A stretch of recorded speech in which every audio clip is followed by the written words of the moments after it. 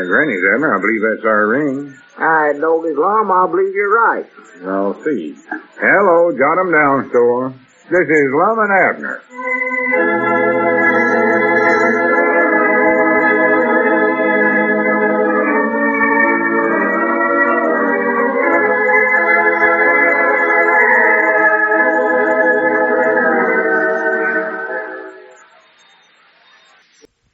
And now, let's see what's going on down in Pine Ridge.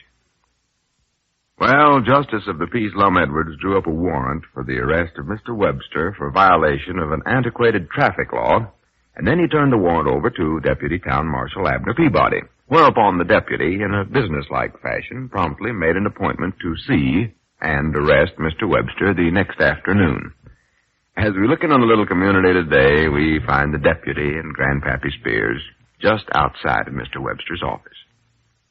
Well, go on, Abner. Just bust right in his office. You can't arrest a man just sitting out here in the hall this way. Grandpap, it ain't 2 o'clock yet. That's when my appointment is with Mr. Webster. It's just about 2 o'clock, though. Well, not quite. I've got almost a minute yet, I think. Yeah, I still say that's the silliest one thing I ever heard of, arresting a feller by appointment. Well, Mr. Webster's a businessman. He likes to do things that way. Besides, he don't know yet that I'm coming over here to arrest him. Oh, ain't you told him that? Well, of course not. What do you think I am, an idiot? If I'd told him that I was aiming to do that, why, he'd have snuck out of town before ever I got here. Yeah, that's right, ain't it? Why, of course it is. I know what I'm doing, Grandpap. I ain't as ignorant as I look. No, I don't believe you either, Abner.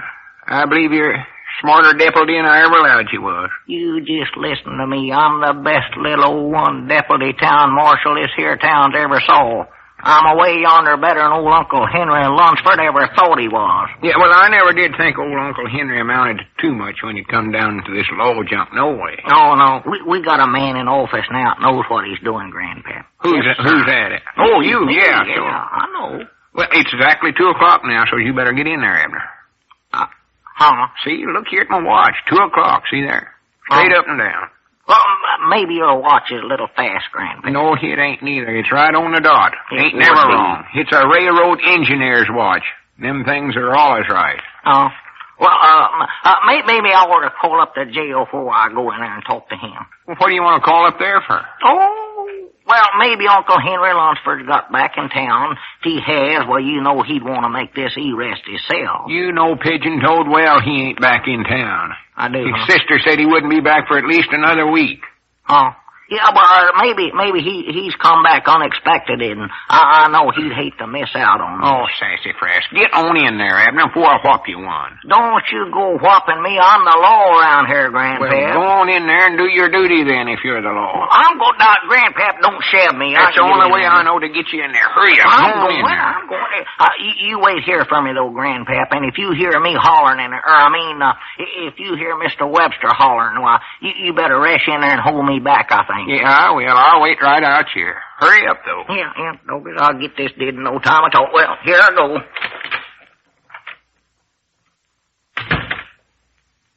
How do you do, sir? Huh? Oh, hello. Well, as I live and breathe, if it isn't the Deputy Town Marshal. Come in. Thank you. Well, how are you, Mr. Peabody? Oh, pretty good, I reckon. I hope I ain't too early for my pipe. Oh, no, not at all. As a matter of fact, I was beginning to wonder if you weren't going to show up. No, I hadn't forgot it. Oh. Well, that's fine. Sit right down there, that's right. Tell me what's on your mind, Abner. Oh, you don't mind my calling you Abner, do you? No, that's all right. Fact is, that's my name. Good. You can call me B.J. Well, much obliged.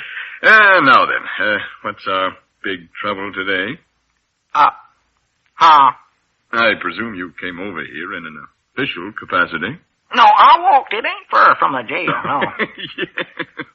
Well, now that you're here, what do you want to take up with me? Well, I'll tell you, Mr. Webster, B.J., you see, I'm the deputy town marshal, Yeah? Well, Lum went and wrote out a... Doggett, how do you start something like this out? Just relax, Abner, old man. If there's something that's bothering you, you just come right out, but don't you hold back. Well, it's like this, B.J., Yeah. old man. Have you ever been down to our little jail here at Pine Ridge? Oh, yes. I was down there to see you just the other day. Don't you remember? That's right, yeah. That was the day I suggested you go ahead and serve those eviction papers on Mr. Spear. Yeah. And incidentally, I'm very happy to see that you've taken care of that. Congratulations. Ain't much obliged. Yeah, I knew you were a good man. Highly dependable. Oh, you're just saying that. No, I'm not. No. Well, much obliged again. Not at all. Anyway, getting back to the jail, I'd like to tell you a little about it, Yeah. BJ. It's a pretty nice little place down there. Ain't awful big, but it's comfort, I'll say that for it. And, we serve lemonade and cookies, might I, every afternoon, and, we got blankets to sleep under at night. Well, that's nice. Yes, it is. Anyway, they all seem to enjoy it in there pretty good. The prisoners, I mean. The other ones. The other ones? Yeah, the other ones. Just exactly what do you mean by that, deputy? Why, I mean, Abner, old man, are you trying to tell me that you're here to arrest me on some charge? Oh, I wouldn't put it just that way, B.J., old man. Come on, tell me what the charge is. Oh, well, it ain't much. Have you got a warrant for my arrest there?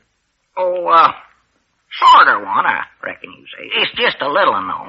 Now, let me see it. I'm dying to know what kind of a criminal I've become all of a sudden. Well, I don't think you'd be much interested in seeing this. Oh, yes, I would. I practically insist upon it. Well, about all it says is that you violated a traffic rules. Traffic rules? Yeah. Is that all?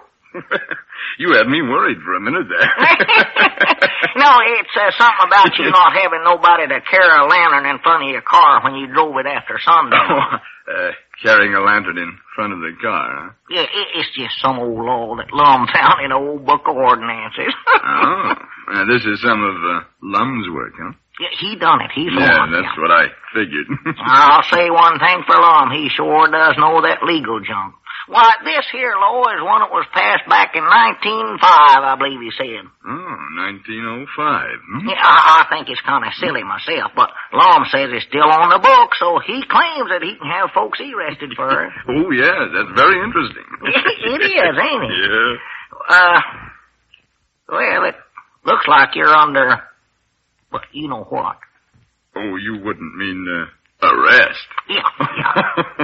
I'm afraid that you're going to have to come along with me down there to the jail. And you better bring your nightshirt along, too, because you're more than likely to be over there overnight. And maybe you better bring them... wait a minute. I might not forgot something. You wait right here, B.J., old man, and I'll be right back. Oh, yes, I'll wait. I'll be glad to. I'll be right here. Yeah, I won't be a second. Say, Grandpap, have you got... Oh, hello there, Papa. Hello, son. What are you doing over here? Oh, I heard you was making the big arrest today, so I come over to see the fireworks. Oh, you got here just in time, Papa. Yeah. Say, Grandpap, did you recollect to bring them hand bracelets with you? Oh, yeah, I got them right here in my pocket, Abner. I was wondering if you wasn't going to use them. Yeah, well, give them here, 'cause I'm ready to slap them on that varmint's wrist right now. You got him all arrested, huh? You dead blame right I have. I got that ornery critter eating out of my hand like a little old kitten. He was a hard man in the corner, but I finally outsmarted him. Well, good for you, Abner. I knowed we could depend on You fellers just wait here a second now, and you'll see me dragging him out of there. Well, now you be careful, son. Don't get too rough. Listen, Papa, once a tiger and me gets riled up, there ain't no stopping me. Gangway, here I go back in. Wait, son. You. Oh, that boy. Sometimes he worries me. Got a temper just like his mama had. Oh, yeah, he does get out of control awful easy. He's always rapping and spilling his temper. Flies clean off in the handlebar. I had trouble with him the other way when he was just a kid of a boy. Throw transoms even sometimes. Oh, my goodness. I tell you, when he gets in one of these moods, he's dangerous. Yeah. Ain't safe to be around him hardly.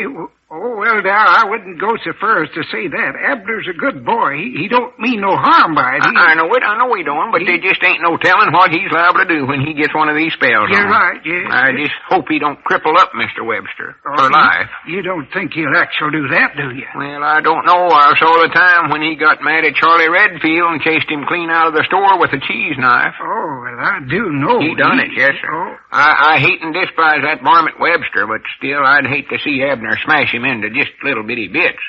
He's liable to get himself in trouble over something like that and wind up in a penitentiary. My goodness alive. And he'll do it, too. He will do it. Maybe we ought to rush in there and stop this before it goes too far, Milford. Maybe you ought to. Or wait a minute, there's that door opening. Maybe he's dragging him out now. Well, come on, let's go, feller. Well, where is he, son? Where's Mr. Webster? Yeah, what'd you do with him, Abner? Is he subconscious? No, he ain't subconscious. Have you got him tied up in there? I never had to do that, Grandpap. Come on, let's get over there to the jail. Yeah, wait a minute. Where's your prisoner? Son, you ain't killed him, have you? Oh, of course not. He's all right. I wish you'd stop worrying about him. I've got everything under control. I've taken care of that varmint. Now, come on, let's get over there to jail. Well, wait, ain't you going to put Webster in jail? You dadgum right I am. I'm going to slap him right in that solitaire's refinement quick as he gets there, too. Quick as he gets there? Yeah.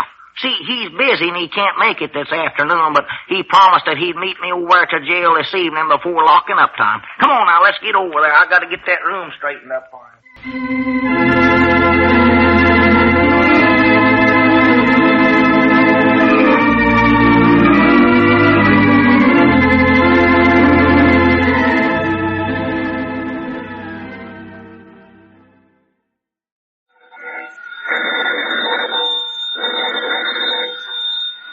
Granny's, Abner. I believe that's our ring. All right, Doggy's Lum, I believe you're right. I'll see. Hello, jot 'em down, store. This is Lum and Abner.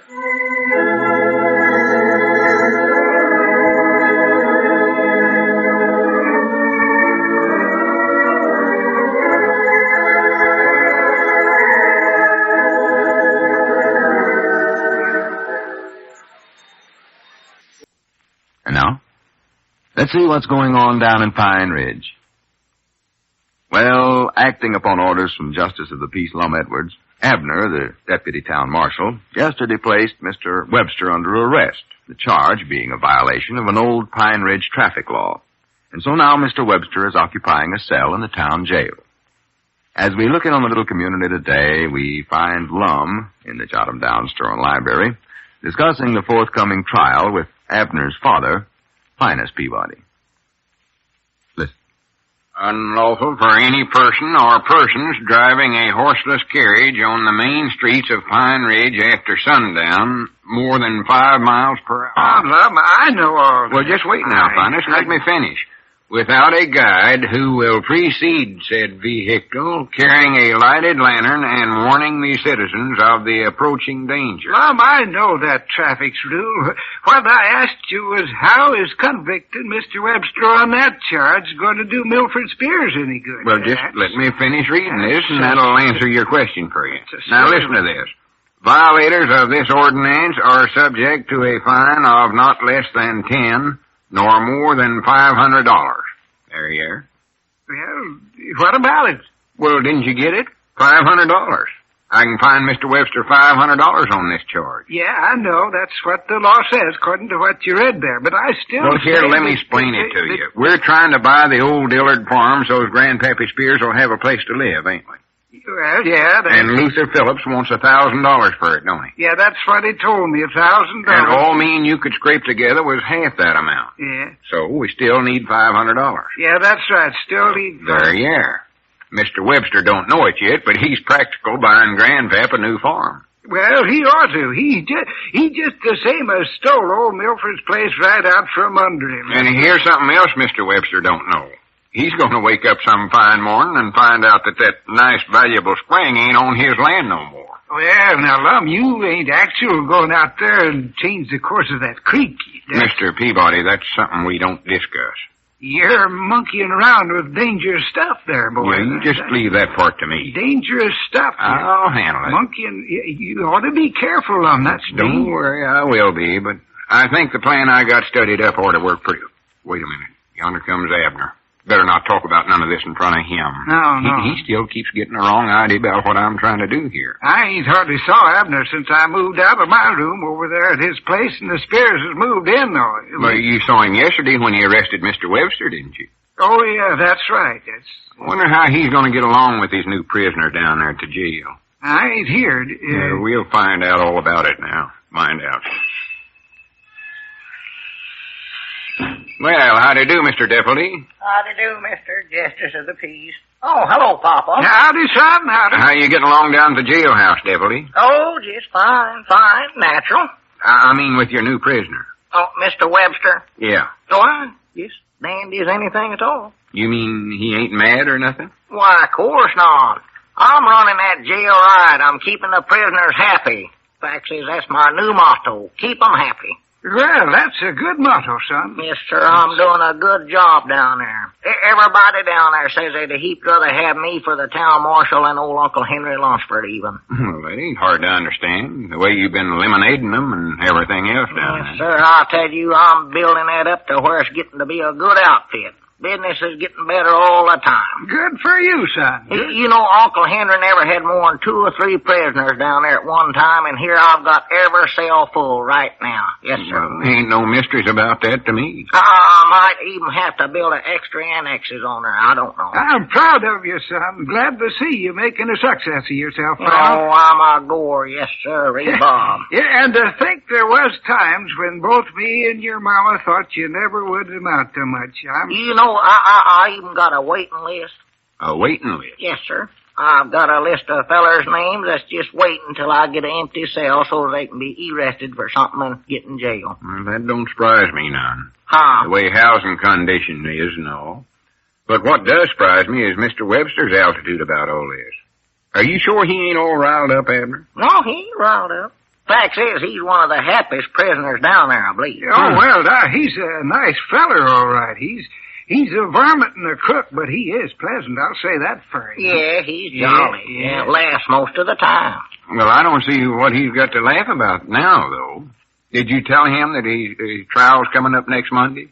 By the way, that's when I have set the trial for Monday. Yeah, I know it. I told Mr. Webster that, too. Well, didn't that make him mad? Or get him worried or nothing? No, he ain't worried. He says that you ain't got a chance nowhere of convicting him on that charge. Oh, he does he? Yeah, he says that traffic rule is out of date and old time and everything else. And he says he can get out of that just as easy as falling off a log. Yeah, we'll see about that. What he says. I've got an airtight case against him, I think. I ain't gonna leave even a little bitty loophole for him to crawl through. Well, he ain't worried, I know that. He called long distance to some lawyer friend of his, and he knows that he can get out of it. He called some big lawyer, you say? Yeah. Uh-oh. I was feared of that. But he ain't gonna use no lawyer in the trial, though, he said. He ain't? No, he's gonna defend himself. My goodness, that's good news. I'm glad he ain't hiring no lawyer. Oh, well, if you've got an airtight case against him, then why do you care if he got a lawyer or not? Well, you know how it is. Get a lawyer out here, and he'd get to arguing with me and get me all mixed up to where I'm liable to turn Mr. Webster loose. Yeah, well, he don't want one no way. Well, it's just as well that he don't, because it'd just be a waste of time for him. He's done convicted right now as far as I'm concerned. Well, he said if we're going to arrest him on that charge, why, we ought to arrest everybody else in town, because they're all violating that traffic ordinance. Well, you just tell him we ain't got room for everybody in jail. Especially not the way you got it filled up. Well, I'll have one empty cell quick as the trial's over, that Mr. Webster's in. Not unless he forks over that $500 I'm aiming to fine him, he won't. $500? You going to fine him that much? That's the maximums on that law. I can tell right now he's going to get the maximum. And then Lum's going to take that money and go over to Luther Phillips. Finers, careful what you're saying now. Huh? Wait a minute. Is that what you're aiming to do with the money, Lum? Buy some more land for yourself? I ain't buying no land for myself, and you know it. What are you doing then? Well, you just wait till after the trial, and you can see for yourself what I'm doing. And you'll be ashamed of yourself for the way you've been acting towards me, too. Yes, sir, son. You'll be ashamed of yourself for thinking all them things about Lum. Yeah, maybe so, but I'll wait and see. Yeah, well, you'll see. Now, mark my words, son. You'll see. I'll mark 'em. Yeah, But I'll tell you fellers something. that trial ain't gonna come out like you think it's going to. Why, it is, done it. I've got an airtight case against him. I've never had a case yet in my court that ain't come out like I wanted it to. Yeah, well, this one'll be different. It can't be. Not the way I got things worked out. It's an open and shut up case. I know I can convict him. Of course, now, he talked to a lawyer, don't forget that. Well, yeah. And it was some big lawyer in St. Louis, too, I think. St. Louis, huh? Yes, sir. Big un, huh? Yeah, that's what he said. Well, I'm still sure I can convict him. Almost, I think. Well, Mr. Webster's pretty smart when it comes to things like that. Yeah, he's smart, all right. Smart as a whip. Well, yeah, I'll admit that, but don't forget, I ain't no ignoramus myself. Hardly.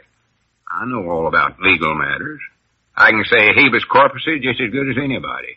Yeah. And corpus delicto, and whereas, and party of the first part, and ex post facto, and courts adjourn, and assault in the battery, and Alice aforethoughts, and pounding the gravel on the desk. I know all them. Boy, he knows him, doesn't he? He loves good at it. Yeah, but Mr. Webster's smart as a whip, too. Yeah, and he sits around laughing all the time, too. That must mean something if he can sit down there and laugh when he's in Well, jail. it might. I doubt it, though. What kind of laughing is it? Well, it's just plain laughing, I reckon. Just plain old everyday ha-ha laughing. I know, but is it the kind of laughing like when somebody tells you a funny joke, or like when you got something up your sleeve, sort of? You mean like something's tickling you, like a feather up your sleeve? No, I mean, like when a feller laughs 'cause he knows something. Well, he does know something. Uh-oh. Granny, I wonder if I can get out of that charge. Well, he's smart as a whip. If anybody can get out of it, Mr. Webster can, I know that. I just hope he don't start using a lot of big words. That always gets me all mixed up. Well, he'll mix you up, Lum. You might just as well make up your mind to that right now. I wonder if I couldn't just convict him by telephone and not give him no chance to talk back to me. No. I reckon that wouldn't be legal. No, that wouldn't be legal, I don't think. No. He's smart as a whip. You said that, Yep. Mr. Peabody. Smart as a whip. Granny, I almost wish I hadn't arrested him now. Well, it's done did now, Lum, so you'll just have to go ahead with the trial. Ain't no way to get out of it. Well, can't you let him escape out of jail or something? Why, he wouldn't leave there for nothing. He likes it there. He told me himself that he's looking forward to that trial. He just can't hardly wait for it. Oh, me. Say, Abner, that lawyer in St. Louis he called, did you get his name? I believe I heard it. I don't recollect now just what it was. Well, reckon you could find out what it is for me? Why, sure. I'll ask Mr. Webster. I wish you'd do that and let me know as quick as you can. Yeah, all right. I don't see what you're worrying about him for, though, Lum. I told you Mr. Webster ain't going to use him. I know that. That's why I thought I might get him down here for myself. For yourself? Yeah, when a feller's in as tight a spot as I'm in, you ought to have somebody around that knows the law.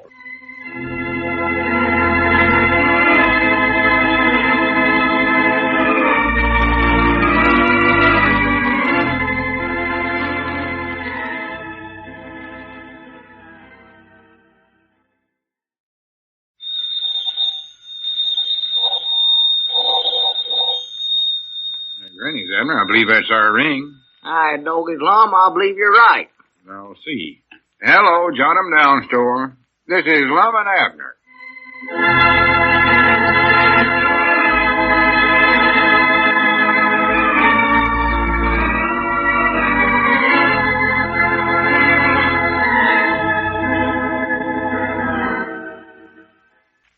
Now, let's see what's going on down at Pine Ridge.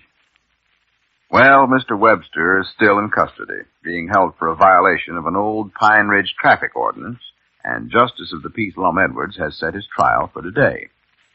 As we look in on the little community now, we find Deputy Town Marshal Abner Peabody bringing his prisoner to the Jot 'em Down store, where Justice Edwards will hold court. I'm sorry for you have to walk from the jail over to the store for your trial this way, Mr. Oh, Webster. that's all right. That's all right. Don't mind it a bit, Abner. See, we ain't got one of them patrol wagons like some jails have. Yeah, well, the walk's doing me good. As a matter of fact, I wanted a chance to get out and stretch my legs. If Uncle Henry Lunsford don't get to town too soon, I might be able to build up the jail business to where we can afford to buy one of them patrol cars. Well, I hardly think you need one. Yeah, Uncle Henry more likely get back pretty soon, doing all the good work I did. See, he's a regular town marshal. I'm just taking his place while he's out of town. Yes, I know that, Deputy. Mr. Webster, these hand bracelets cutting into your wrist, ain't he? No, doesn't hurt a bit, Abner. Feels all right. You sure? Oh, yes, of course. Doggies, they're hurting my wrist. Would you mind much if I unlocked them and we slipped them off? Well, I don't know now. Do you think it's safe to let me run around loose? Oh, sure. I won't tell nobody. Well, I'm a desperate character, you know. According to Lum Edwards, I am at any rate. Oh, that Lum. Him and his big ideas. Yeah. Well, here, let's get these hand bracelets off of here before they choke my wrist to pieces. Let's see now, wait just a minute. Doggies, what did I do with that key now? Yeah, well, here it is, right here. You gave it to me. Don't you remember? Huh? Yeah, you said you were afraid you'd lose it if you carried it. Oh, that's right. I would all, too. That's one thing I never can keep track of, a batch of keys. Yeah, let me get that. Would you unlock these things, Mr. Webster? I can't seem to get this key. Sure, I'll get it right here. Wouldn't have to be going through all this prattle if it weren't for that dad blame Lum. Yeah, there you are, all unlocked. Oh, does that feel better? Yeah, get my blood to circulate a little through them wrists there. That'll heat better. Much obliged to you. No, not at all, Abner. Always glad to help out a deputy. Well, thank you. Yeah, you know you're one of the nicest prisoners I believe I've had in my jail so far. Well, that's very nice of you. Thank you. You are. You're better even than Willie the Boodler. Higher praise could not be sought. I'm just sorry as anything at all I'm having to take you over here for this trial. Oh, that's all right. That's perfectly. I don't mind that at all. Well, it's a shame, though. No, I'll soon be out of that trial. I'm afraid your friend Edwards is a little confused on his law. You see, there's a little matter of destitute he's overlooking. Little matter as to what? Destitute. State of disuse. Huh. But, you see, Abner, when the law is as out of date and outmoded as that charge he's trying me for, it's no longer enforceable. I'm surprised Lum doesn't know that. Well, he thinks that he's got you just where he wants you. He's aiming on fining you $500. $500? Yeah. On that charge? Yes, sir. That's what he said. You mean he's got that all planned? Yeah. I think I know what he's going to do with the money to put it in some land. In some land? Yeah, he's trying to buy the Dillard place, I know, so I wouldn't be a bit surprised if that ain't what he's just a minute here. You think he's actually going to take the money he collects from the fine and spend it on a piece of property? Well, I don't know for sure. Now, he never come right out flat-footed and said that, of course, but I just got an idea that's what's running around that little old head of his. What do you know? I dog it. Huh? Isn't that the right expression to use in a case like this? I doggies? Yeah, I reckon so. It sounds peculiar when you say it. I have heard the expression some or so, I believe, before. Wait a minute, Deputy. You're going by the place. Huh? Well, here's the Jot 'em Down store. Isn't that where my trial is going to be held? Oh, yeah, sure. What's the matter with me? Can't keep my mind on my work here. Yeah, come on, let's go in. I'm ready. I just hope the trial comes out the way you want it to. Oh, don't you worry, Deputy. I'm sure now that it will. I hope so. There's old Lum, everybody waiting in there. Yeah. Come on. Well, Grandpap, you'll never in the world recover that land. Sure, I recollect what to say, Lum. Here's a prisoner, Mr. Justice of the Peace. Huh? Oh, howdy do, howdy. So busy talking here, never heard you fellers come in. Yeah, well, we're here. Hurry up with the trial, we're ready. Yeah, we'll get started in just a minute here. How are you today, Mr. Webster? Oh, I'm just fine. And you, Judge? Oh, just fine.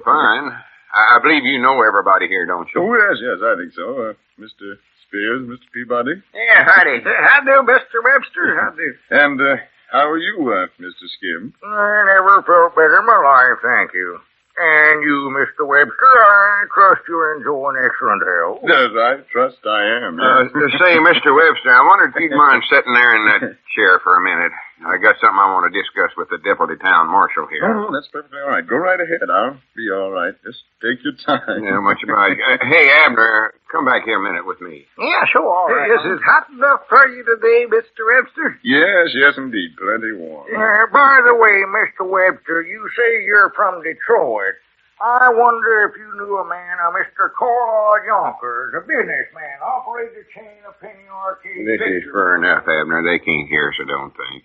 What did you want, Lum? Well, for one thing, I wanted to ask you if Mr. Webster was still aiming on defending himself, or if he'd hired a lawyer after all. No, he ain't got no lawyer. Or at least way as far as I know he ain't. Has he talked to that lawyer friend of his in St. Louis anymore? No, he ain't made a single phone call the last couple of days. Well, good.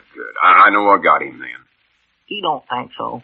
He don't, huh? That's what he said. Yeah, we'll see about that. I sat up night and I all last night working on this trial. And I've got a case against him that's so strong he couldn't get out of it with a team of elephants. He couldn't, huh? No, sir. I don't care what arguments he brings up, I got an answer for him. Well, I'll habeas corpus him right into a corner. I'll corpus delicti him within an inch of his life. You wait and see. long as you have been working on this case, ain't you? Oh, that ain't the half of it. I've wrote up a long speech I'm going to give, and that thing convict anybody. It would, huh? Oh, I practiced saying it in front of the looking glass last night, and before I got done, I might not have convicted myself. Well, I do know. Well, here, Lum, I don't believe I'll even listen to that speech, and don't it, I might take myself over to the jail and lock me up if I hear that. No, but it is a humdinger, if I do say so myself. Can't hardly wait to give it. Old Webster might just as well give up right now. Yeah, looks like it all right. I'm just glad I ain't in his place. Oh, I'm glad I ain't neither. Well, we better get started. You'll testify you saw him violating the law, won't you? Huh? You'll say that you seen him driving his car without no guide carrying a lantern in front of him and all that. Yeah, sure, I'll do that. That's my duty. That's right. Well, come on, we better get started. Yeah, sure. All right. That's the new old Sam Sanger. You know Sam. He was with the Sneed and Reedy Chautauqua circuit for a couple of seasons. No, I don't believe we do. Quite a fellow. Yes, I know old Fungo Douglas, so he was the one that introduced the Pygmy Miracle Twins. Later on, he joined that Sneed and Reedy. All right, fellas, we're all ready to start the trial, so get to your places.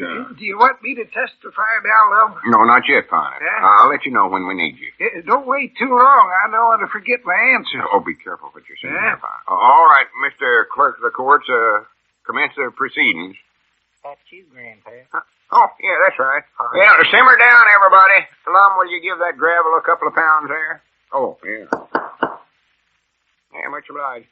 The Justice of the Peace Court, Cloverleaf Township, Polk County, State of Arkansas, is now hereby declared to be in session. L. Edwards presiding. All right, Lum, go ahead. Say, Papa, do you know Elizabeth got a hearing from Uncle Morris? Abner, heads up. Order in the court. Will the clerk of the court please read off the charges against the defendant? Go ahead, Grandpap. I can't find my spectacles. Where are them pigeon-toed things? You done got 'em on. You're looking through 'em, man. Yeah, never mind. I'll find them myself. Get along without them if I can. B.J. Webster, defendant, is hereby charged with violating Section 4, Article 9 of the Pine Ridge Ordinance, passed in 1905. Quote, it shall be unlawful for any person or persons driving a horseless carriage or any other motor-propelled vehicle on the main streets of Pine Ridge after sundown more than 5 miles per hour, without a guide who shall precede said vehicle, carrying a lighted lantern and warning the citizens of the approaching danger. Elizabeth's got a hearing from Uncle Be Marcus. quiet, be quiet. Quiet, Papa. All right, the defendant has heard the charges against him. Are you guilty or not guilty? I'm guilty, Your Honor. That's fine. State will now proceed to present a whole string of witnesses that'll prove this man is guilty beyond all reasonable ex post facto. Well, wait a minute, Your Honor. You don't need to do that. I said I was guilty. Huh? I plead guilty. You did? That's right, Your Honor. That's right.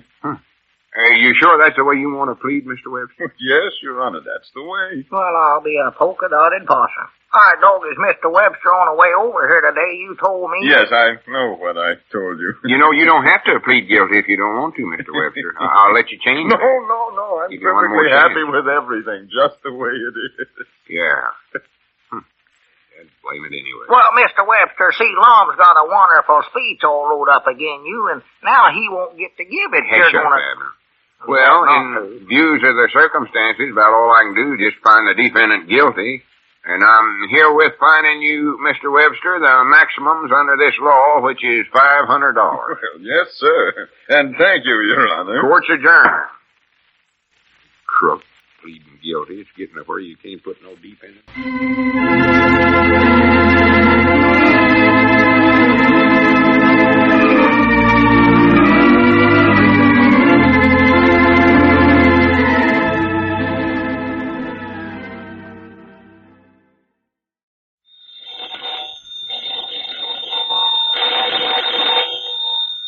Granny's, Abner. I believe that's our ring. All right, dog, is Lum, you're right. I'll see. Hello, Jot 'em Down store. This is Lum and Abner.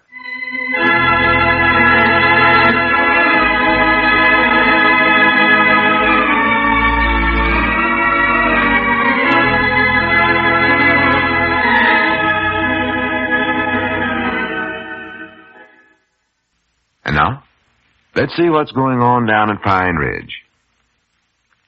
Well, Mr. Webster's trial was held yesterday, and contrary to everyone's expectations, the defendant quickly pleaded guilty and cheerfully paid the $500 fine imposed upon him by Justice of the Peace Lum Edwards. As we look in on the little community today, we find Grandpappy Spears in the Jot 'em Down store and library with Abner, who is talking on the telephone. Well, I can't sell you no canned tomatoes, but I can send you out some nice clothespins, Miss Barton. I know you can't eat 'em, but you see, Mom. Yes, Mom, we still got the store divided up. Well, maybe it is silly, but... Uh-huh. Yes, Mom. Uh-huh. Grandpap, take the receiver for a while.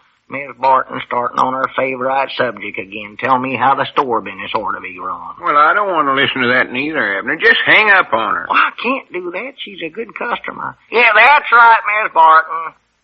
Uh-huh. And then hang up. I know what she wants. Canned tomatoes, but they're over on Lum's side of the store. Well, sell them to her. Lum will never know the difference. I ain't touching a thing that belongs to that varmint, that land-grabbing critter. Yeah. Abner, do you actually believe that Lum taking that $500, Mr. Webster, and bought himself some land? You got the right idea, Miss Barton. No, I ain't sure, Grandpap, but from some little hints that Papa was throwing around last night, why, I'm just mighty nigh sure that's what he done. He's throwing yes, around. Mom, I know how Dick Huddleston runs his store. Well, yeah. sir, I just don't understand that Lum at all no more. Yes, Mom.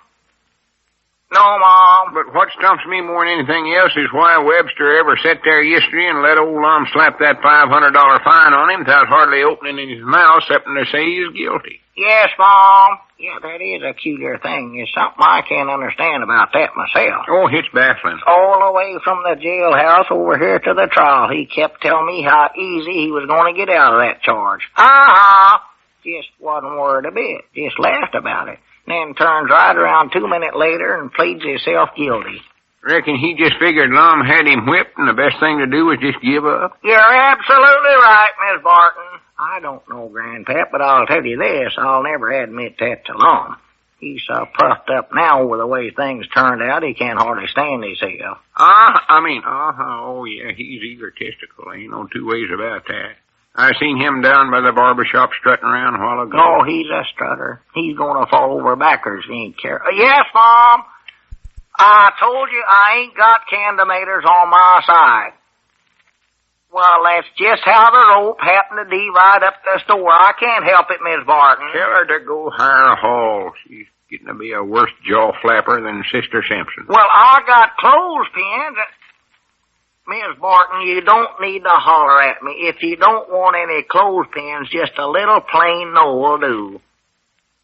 Well, sure, I'll admit a body's got to eat. I ain't arguing that point with you. I never brung that up. Wait a minute. There comes Lum. Let him listen to her for a while. Yeah, it's a good idea. Let that varmint suffer a little bit.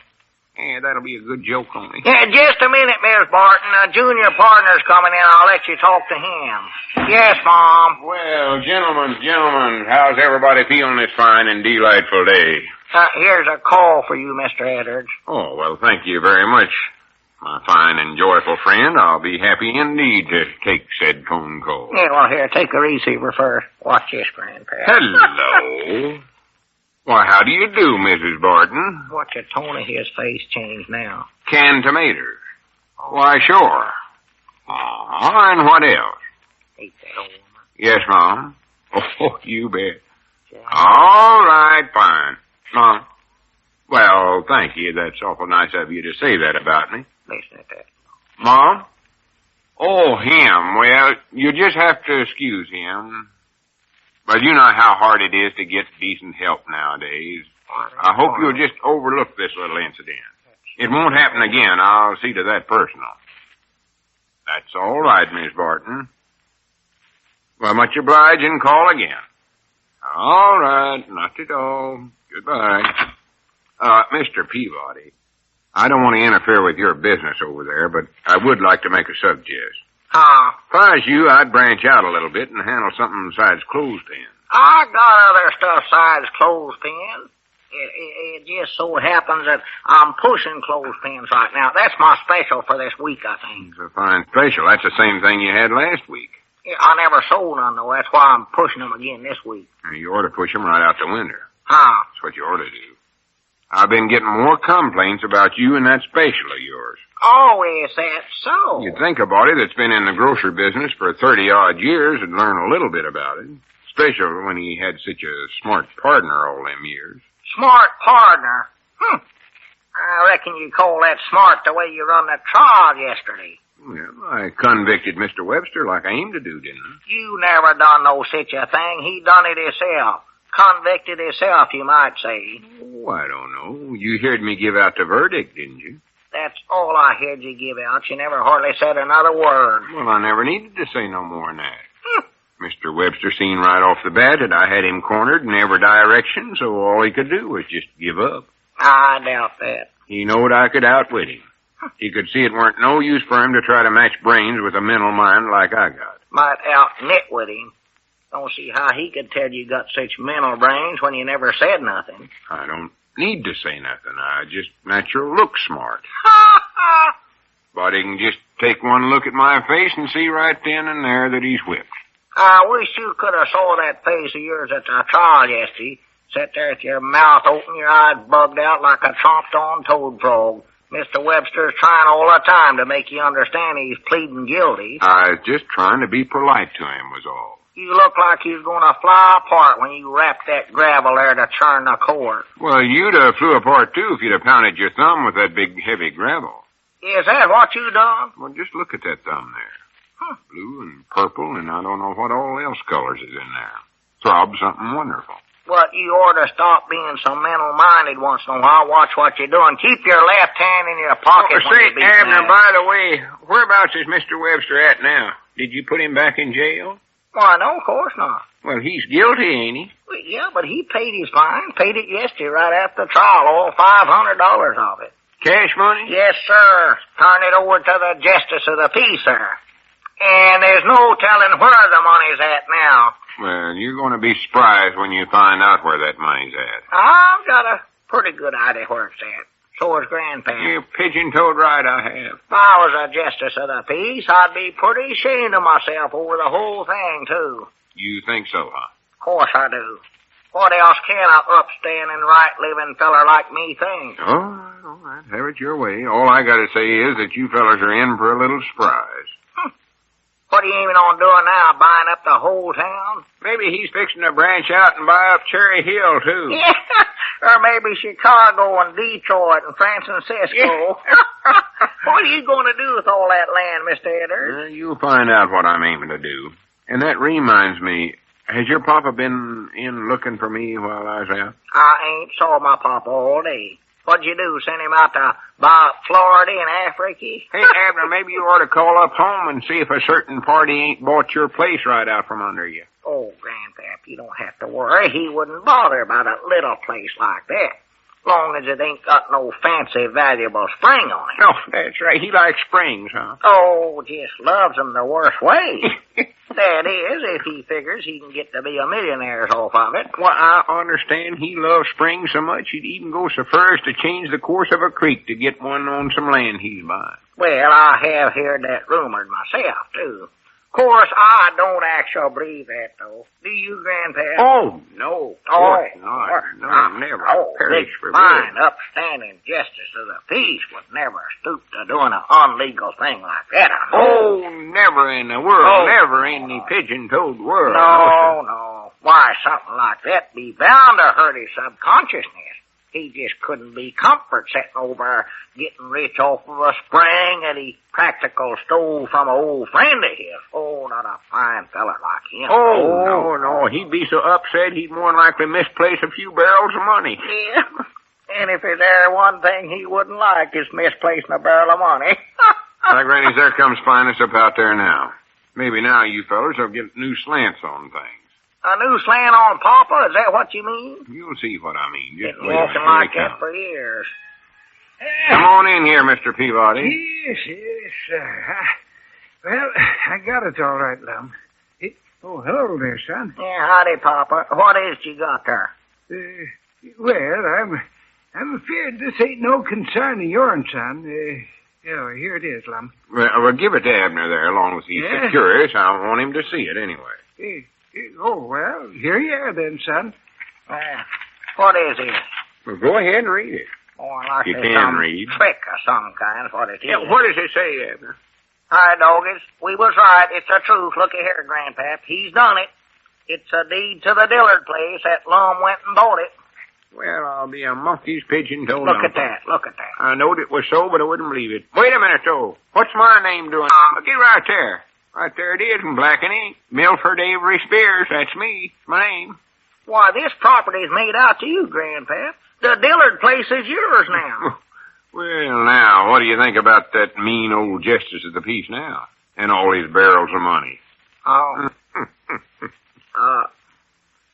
Grandpap, if I bend over, will you give me a good swift kick? No, sir. No, sirree, sir. Huh? Not till you give me one first. And make it a good stoutin'. I want you to drop kick me right out the front door.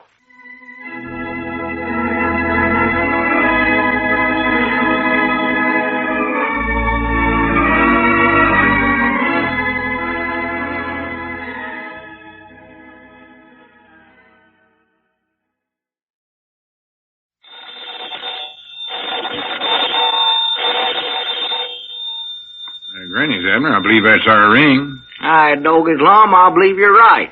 I'll see. Hello, jot 'em down, store. This is Lum and Abner.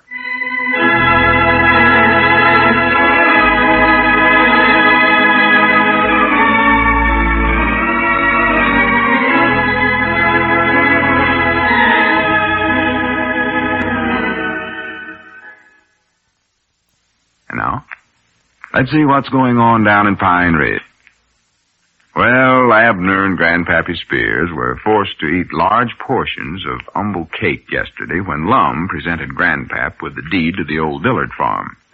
They realized finally that Lum had never had any intentions of himself. As we look in on the little community today, we find Abner in the Jot 'em Down store and library. Cedric Wehunt is just entering. Listen. Come in. Oh, well, there, Cedric. Come on in. Yes, Mama. I want you to help me with something, Mr. Abner. Why, sure, be proud to.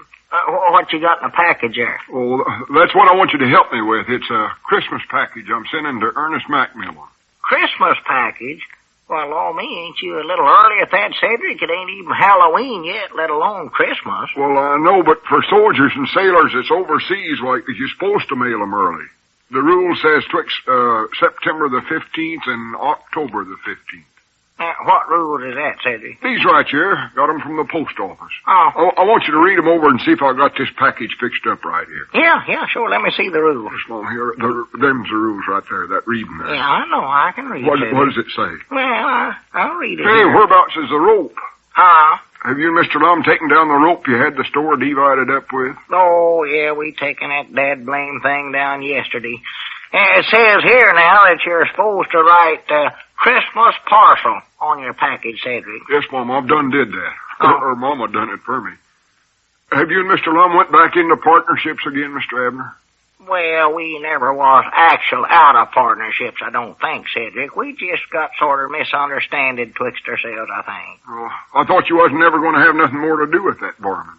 Cedric, watch what you're saying about Lum. Well, that's what you called him. I heard you. And if I did, it was a mistake. There's the finest one human that ever drawed breath, and I'll clinch with anybody who says he ain't. Now, do you understand? Yes, Mom, it wasn't me that said it. Anybody around here is going to be called a varmint, it ought to be me. Oh, are you a varmint, Mr. Abner? The worst kind. Well, I'll start calling you one. I hate and despise myself. Though I wish I could go and live with somebody else besides myself for a while. Just get clean away from me. Never have nothing more to do with me. Just separate yourself, huh? Yeah, Doggy, I ought to suicide myself. I'd do it, too, if I could figure out a good way to. I'll tell you a good way. You go out to the mill pond Cedric, just don't bother now. This is my problem, and I got to figure it out for myself. Well, this is easy, though, Mr. Abner. Just go out to the Cedric, mill pond there and get that forget rope. about it. Let it go. Let's see now what else these rules says here. Of course, you could get a rope and hang it across the raft. Cedric, I know lots of ways myself. Now, just let it go. I can figure it out. I'm smart enough to do that. Christmas parcels shall not exceed the present limits of 5 pounds in weight or 15 inches in length. Could get a shotgun or something, but shells is hard to get, Mr. Abner. I tried to get some shells to go squirrel hunting the other day, and you just can't hardly get them. Well, just let it go, Cedric. I don't want you hunting for me no ways. Here's something that's more important than that to you. I can tell right now that package there is over 5 pounds, and it says right here in the rules that it can't be. Oh, it ain't very heavy, though. Yeah, you better slap it on the scales there just to make sure, though, Cedric. Well, what do you hate you so much for now, Mr. Abner, anyway? The way I treated Lum, spacing him and said mean things to him and all that. I thought he was aiming to buy that Dillard place for himself. All the time he's getting it for Grandpap Spears. The scale says 6 pounds. 6? Yeah, I told you it didn't weigh no 5 pounds. Well, it's overweight, though, Cedric. You'll have to cut that down a pound. What all you got in there? Well, let's see. There's a cake in there that Mama baked up for Ernest, one of them pound cakes. And just stop right there. That's it right there. Take out that pound cake. That'll do it. That'll cut it down a pound. That's all you need. You mean I got to unwrap it and wrap it all up again? That's the only way I know how to do it, Cedric. Doggone it anyway. I worked a long time getting this package wrapped up. Now I got to do it all over. Just stop grumbling about it and get it done, Cedric. Here, take it over to that table in the library there. That's a good place to wrap stuff.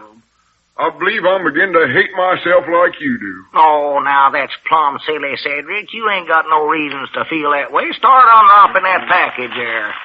Does Mr. Lum hate you as much as you do? No, that's the worst part of it, Cedric. He acts just as nice to me like nothing had ever happened. And that's what makes me feel so extra bad, too.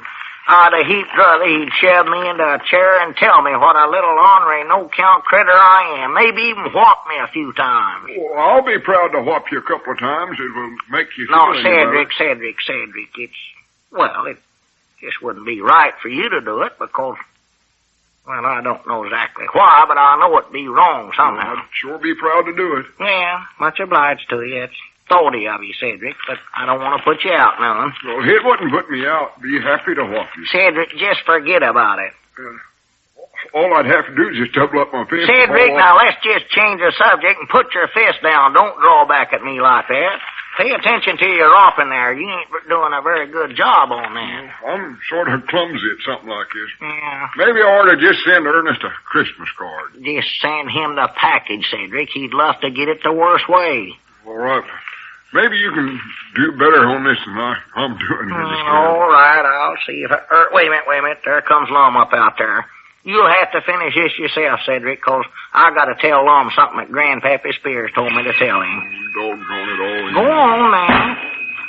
Say, Lum, Grandpappy Spears wanted me to... I thought Mose Mooch never would get done cutting my hair down there at the barber shop today. Oh. Couldn't keep his mind on his work 'cause he's so busy arguing with Charlie Redfield.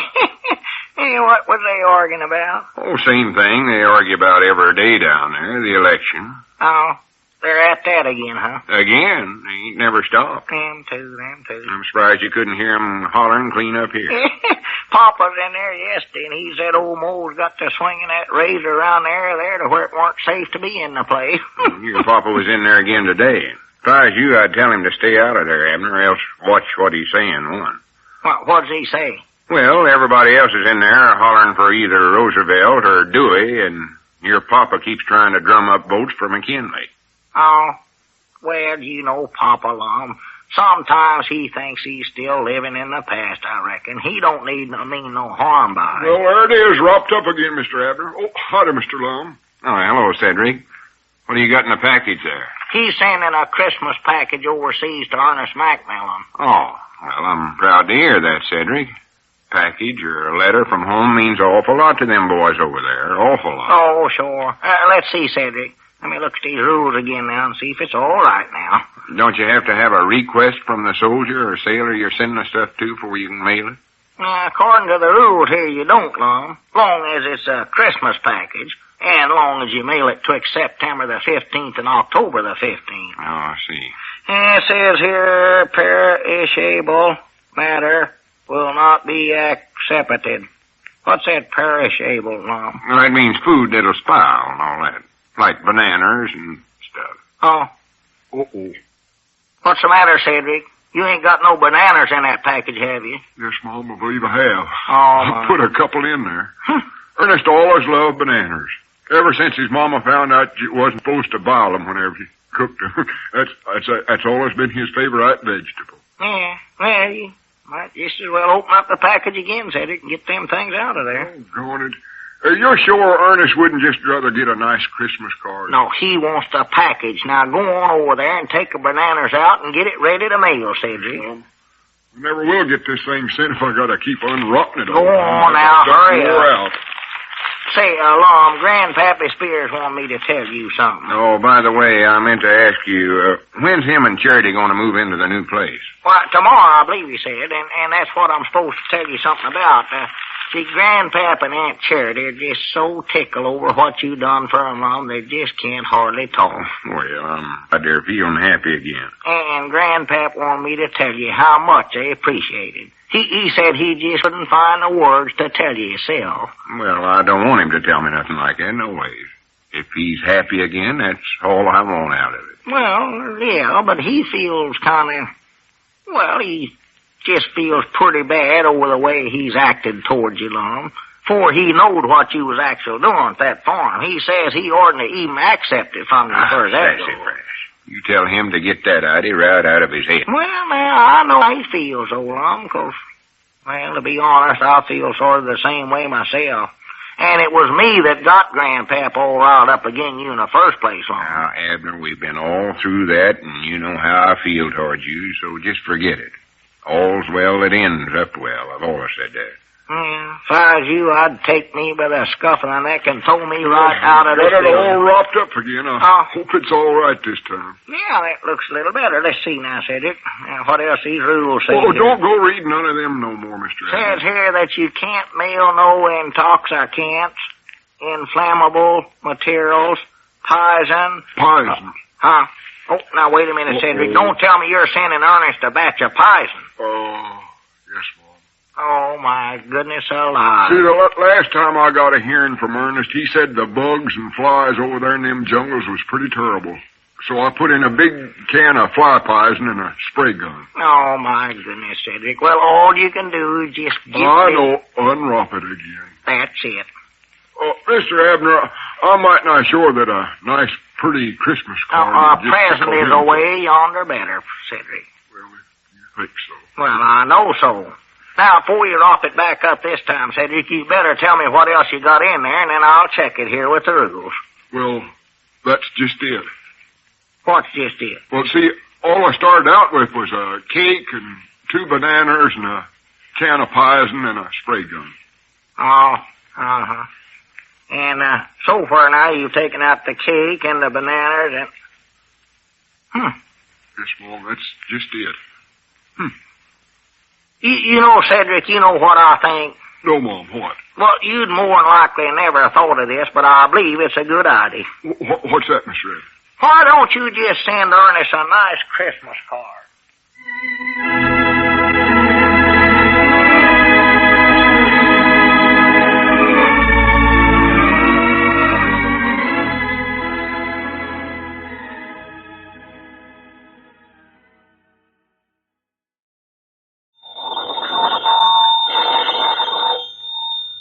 Granny's, Abner. I believe that's our ring. Aye, doggy's Lum, I believe you're right. I'll see. Come down, store. This is Lum and Abner.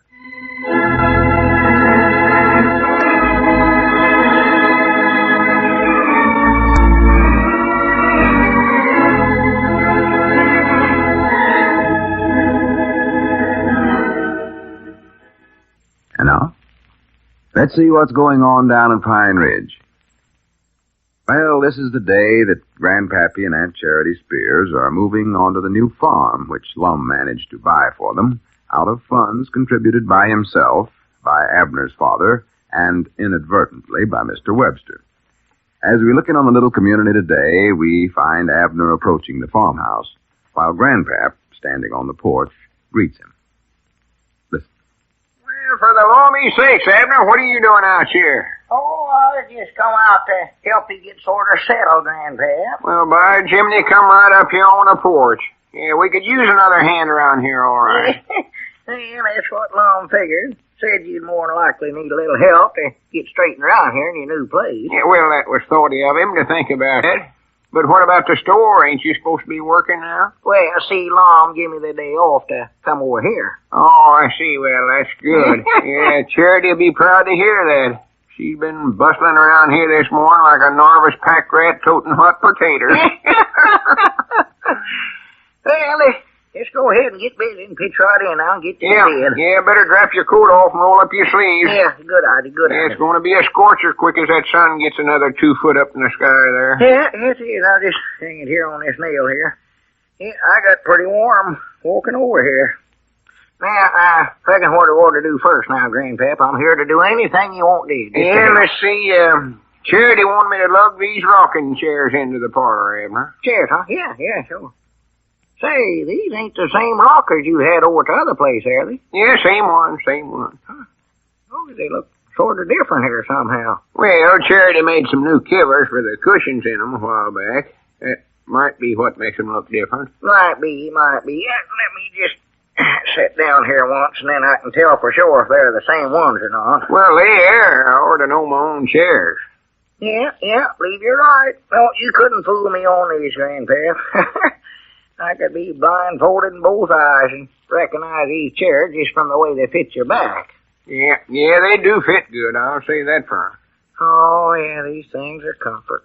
Ain't no 2 ways about it. They are comfort. And they got a good place to rest your arms, too. Here, let me sit down here now, and I'll show you what I mean here. Yeah, well, I know what you mean. It sort of keeps your elbows just about the right height, them arms does. And another thing, they got a nice, long, easy rock to 'em. Your elbows has? No, the chairs has. Oh. Yeah, none of your little short choppy rocks like you got in them chairs over there at Ezzy Seastrunk's place. Oh, no. You ever sit in them? Yes, I have. And on the other hand, they don't make you feel like you're going to tip clean over backwards either. Like them at Caleb Weehunt's got over in his parlor. Oh, I wouldn't set them things over at Caleb's for love nor money. Where in the world did you ever get these chairs anyway, Grandpap? Yeah, let's see now. Where did I get 'em? Had 'em so long now, I can't hardly recollect. No. I believe those that I got... yes, honey, bringing the chairs right in. I believe I got 'em from the mail order house, Abner. Was that your woman calling you there? Yeah, that was Charity. You know Charity. Yeah, sure. Never recognized her voice, hardly. Yeah, her voice always gets to sounding that way when she's raising a batch of dust with her broom like she's doing now. Uh-huh. Got 'em from the mail order house, huh? Yeah. Seen 'em in the wish book one day. Yes, Charity. Got 'em practical in the parlor right now. Maybe we had ought to get started here, Grandpap. Yeah, ought to. Yeah, are you rested up from your walk over here yet? Well, I believe so. Yeah. We better get started then, I reckon. Yeah, better, yeah. I just don't want to overwork a man that's kind enough to come out and lend me a hand here this way. Well, that's all right. You're the one that's more likely tired out. Well, I will say that moving into a new place ain't no easy job. No, it ain't. It sure ain't, no, sir. Yeah, I believe we're going to like it here right good, though, after we get settled. Oh, yeah. Won't be bad at all. Just looking out across the pasture there, you got a nice view from the porch here. See the road down there and the creek, that hickory-nut grove. Nice view. The Pinot Pass is right down there. Oh, I'll kill many a squirrel right out of that big old black elm down there. I got a gray squirrel out there last year. It was a dandy. Yes, sir. Only thing, I'm afraid we're going to miss that spring we had over on our old place, though. Well, now, I'll tell you something about that, Grandpap. That is, now, if you keep it to yourself. Oh, sure will. What is it? Well, Lum has got a plan studied up to where he's going to get that spring onto this new property of yours. He is? Yeah, now, don't you tell that to a soul now, no. Well, how's he aiming to do that? Well, I can't tell you yet, Grandpap, but you just wait and see now. He'll do it. And that'll be a monkey's pigeon toad uncle. That Lum beats all, don't he? Oh, yeah, he's got ideas in that little old head of his. Yes, sir. Oh, sakes, he's did enough for me in charity as he is. I still feel guilty about accepting this farm from him. Oh, you oughtn't to feel that way, Grandpap. Yeah, I'll tell you one thing.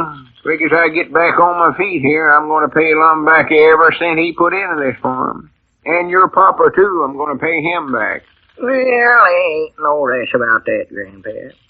Besides, it was actual Mr. Webster that put up most of the money for this place. He never aimed to, of course.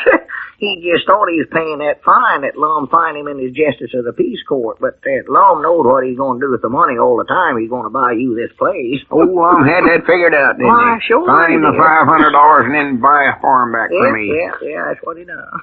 Well, I don't mind taking that part of it. Not after the way that varmint tricked me out of a place. Oh, mister! I'll have him moved inside of a jiffy, Charity. Got a man to help me now. We better get in there, I believe, Grandpap. Yeah, we better. Might as well just get as much did as we can today, 'cause I know I won't be able to help you none tomorrow this way. Yeah, I sure appreciate you coming out today, Oh, Abner. glad to do it. But now Charity can take it easier. She won't have so much to do. Yeah. Well, you take something like moving now, Grandpap. That's too hard a work for a woman when you come right down Well, to of course it is.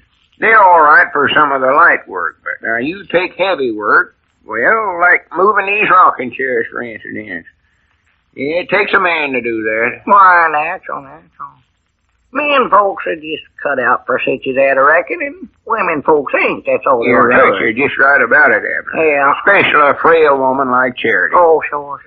You know, I just said to her yesterday when I found out we was going to move in today, I said, Charity, now there just ain't no need for you to even go out there. I'll take care of everything, I said. Well, that was thoughty of you, Grandpa. Or if you do go out there, I says, we'll just sling a hammock twixt a couple of them apple trees and you just lay there and read your needlework magazine till I get everything straightened around. That's what I told her. Well, I said it. I sure did. Well, that's the way it ought to be, too, Grandpa. Yes, sir, you bet your life. By the way, you ain't got that hammock up yet, have you? Why, no, I ain't, Abner. Charity's carried the box that was packed in round to the back, but I don't believe she's got it unpacked yet. I just wondered. Heard her hammering around there a while ago, but I don't think she opened that box. Yeah, I'm going to put it up for her, though, right away, though, one of these days. Of course, now, there's another way, too, to look at this woman problem, Grandpa. I think a man can carry things too far.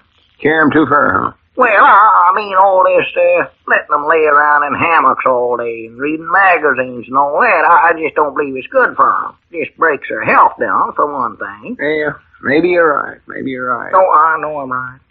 Their hands get all soft and white, just look sort of pitiful. Oh, that's a shame. Maybe I ought to get rid of these rocking chairs. Nah, then they start wanting to throw money away on clothes. Sit there reading the wish book all the time. Well, there just ain't no sense to all that. No. No, sir. I noticed the other day now that work was getting sort of slack around our place. I just got to sitting there thinking it over.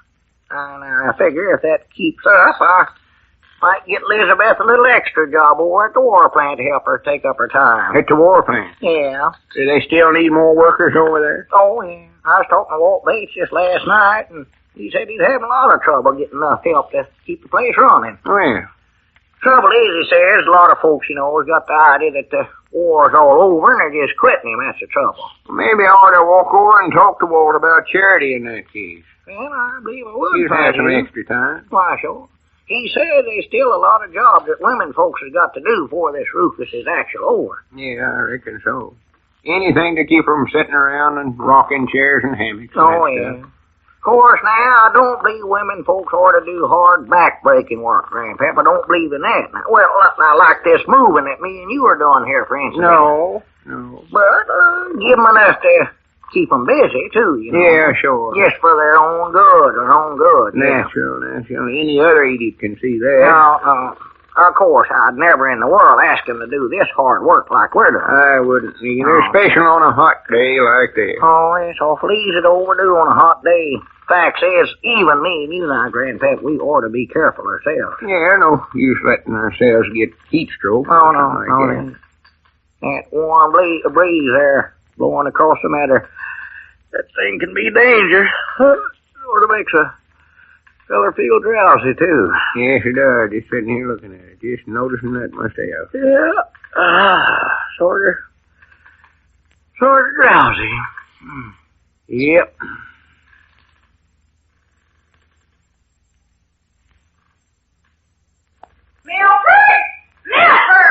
Yeah, Charity, sure. Bring them right in right now. Yes, sir. Bring them right in the house. Right, yes, sir.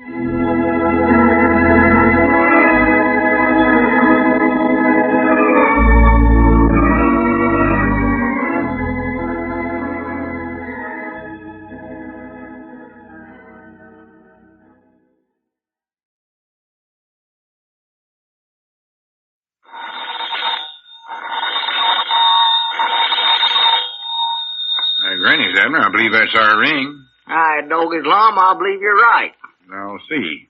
Hello, Jot 'em Down store. This is Lum and Abner.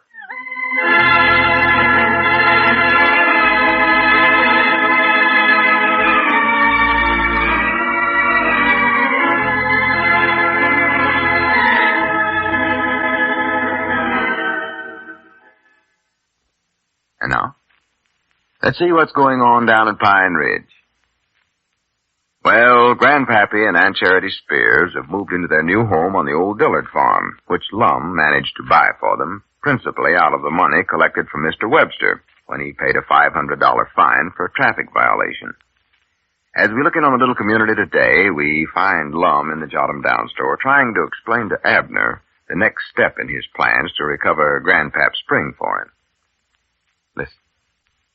Well, I can hear what you're saying while I'm working here, Lum. Go ahead, start talking. Well, this is awfully important, so, Abner. I want you to sit down in that rocker there and pay strict attention. Well, all right, if you insist.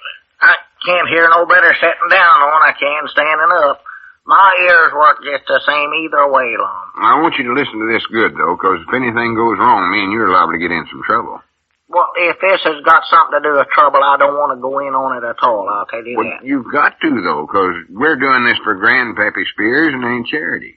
Oh, is it something about the spring? Yeah, but don't talk so loud. Huh? We can't take a chance on anybody finding out about this. Well, ain't nobody can hear us, Lum. Ain't nobody else in the store but me and you. I know, but there might be some spies around here, though. Spies? Well, Mr. Webster might have that chauffeur of his sneaking around outside the window there or something. He is? Right now? No, I just said he might be. You want me to look and make sure? No, just sit right where you're at and listen. That's all you gotta do. Well, if he's out there, Lum, I'll get a baseball bat No, and now, plunk just him out. forget it. Last night I went by the creek there, sort of looked things over, and I believe I figured out a pretty good way to change its course. I tell you, why don't you sneak around the back way, Lum, and I'll go around the front way and we'll corner that varmint. What varmint? Mr. Webster's chauffeur. Abner, him or Mr. Webster, neither one ain't actual out there. Now just forget that. I don't believe you've even heard a word I've said. I have done it. Said you'd figured out well, you figured something out, I know. That's just what I thought. Huh? Wasn't listening. I said I think I've got a way studied up how we can change that creek, and this is the way I'm aiming to do it. Don't get Lum. I don't think we ought to monkey around with that. I'm kind of worried about that. Well, you just leave all the worrying to me. Well, it's against the law to do that, Lum. Well, yes, it is in a way. But... And as long as I'm still deputy town marshal, I'll have to arrest us if I catch us doing it.